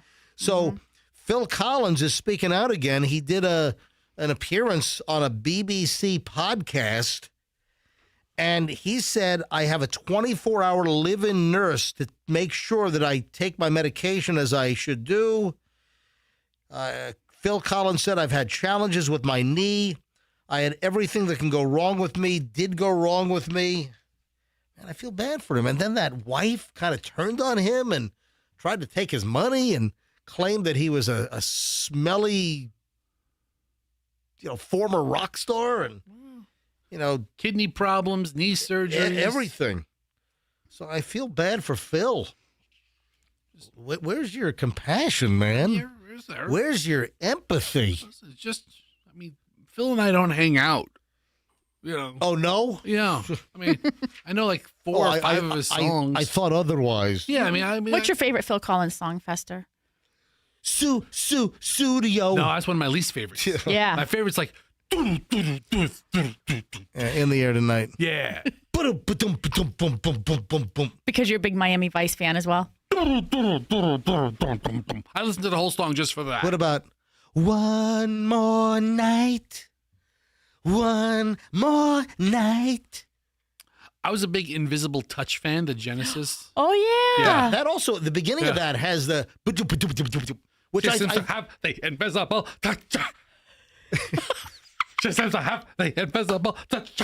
But can I point? Hey, Andrew. I will never hear that song the same again. Yeah, that's all I hear every time. Just seems to have the invisible touch. Andrew, can you put invisible touch? Invisible touch. Put it. Yeah, I'm like, that's a really close, accurate rendition. I mean, I could get like a gig at the Holiday Inn Express just singing Invisible Touch. Hey, everybody, how are you? Tonight we're going to be singing Invisible Touch by Genesis. Lead singer, Phil Collins. So I always thought She seems to have the invisible touch.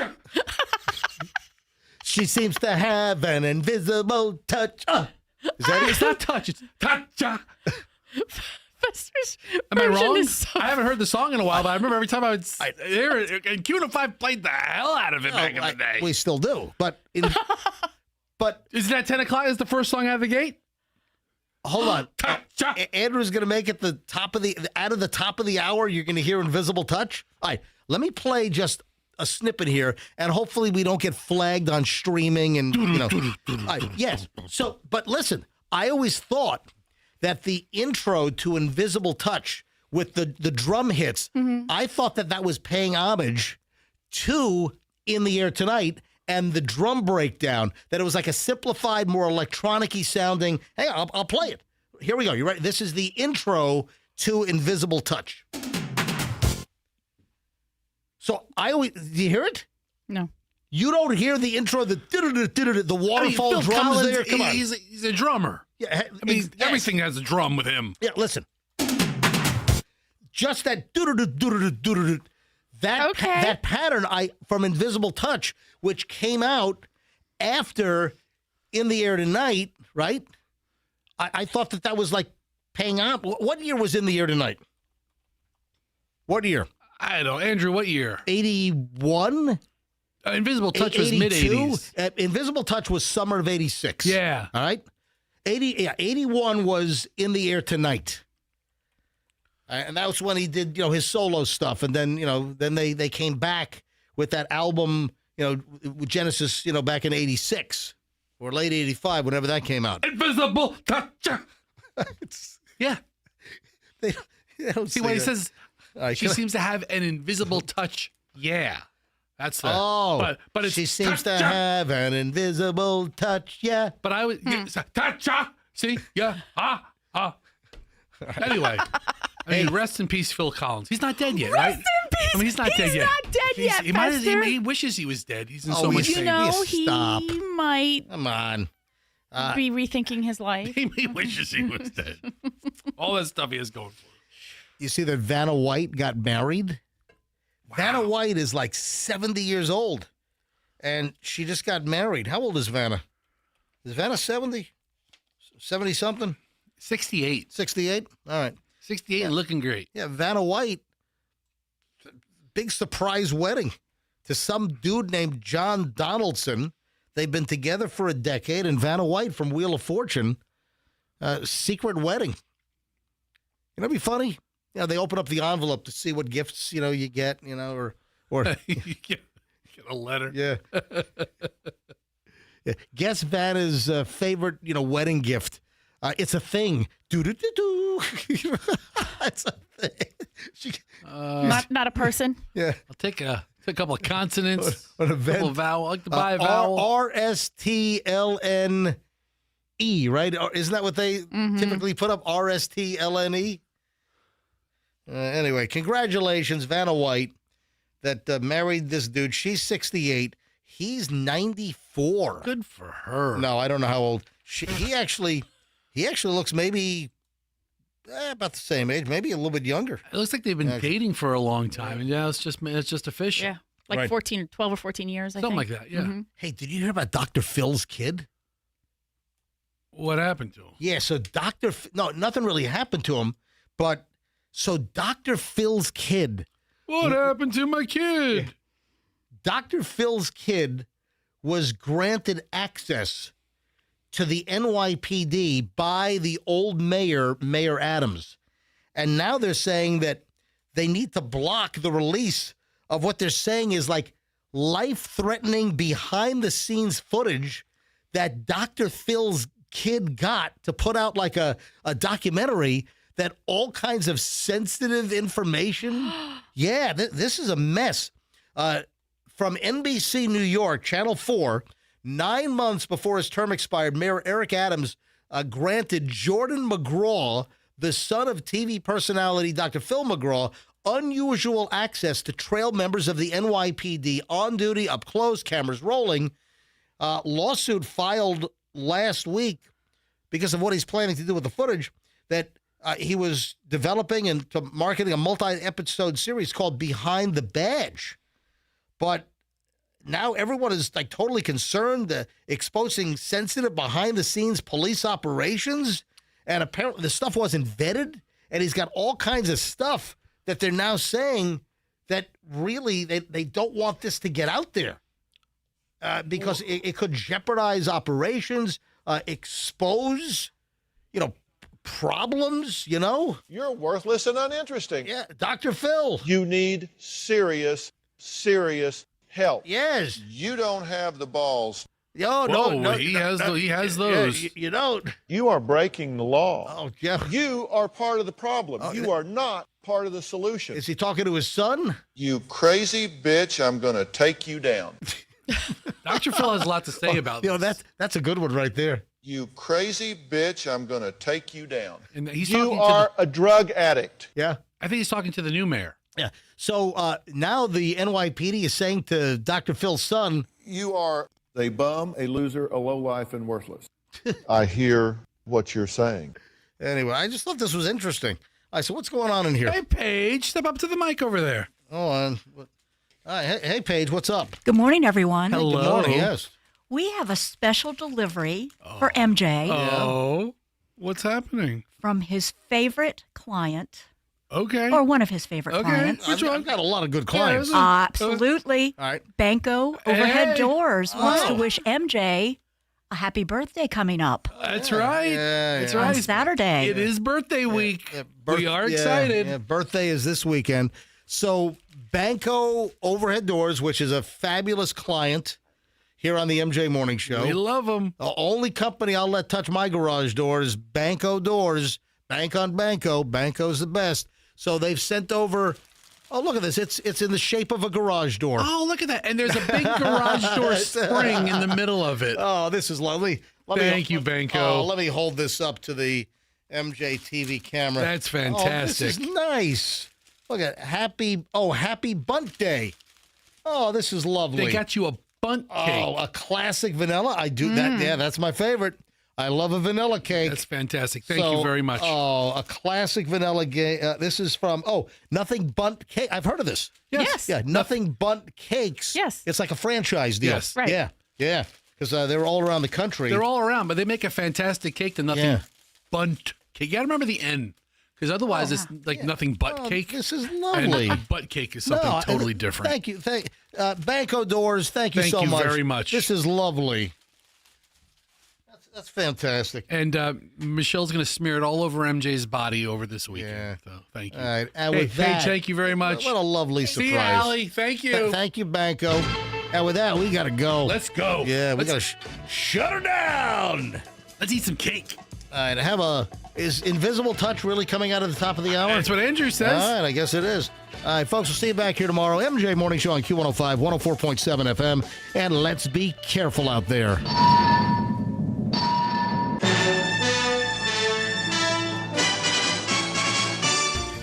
Hear the latest MJ Morning Show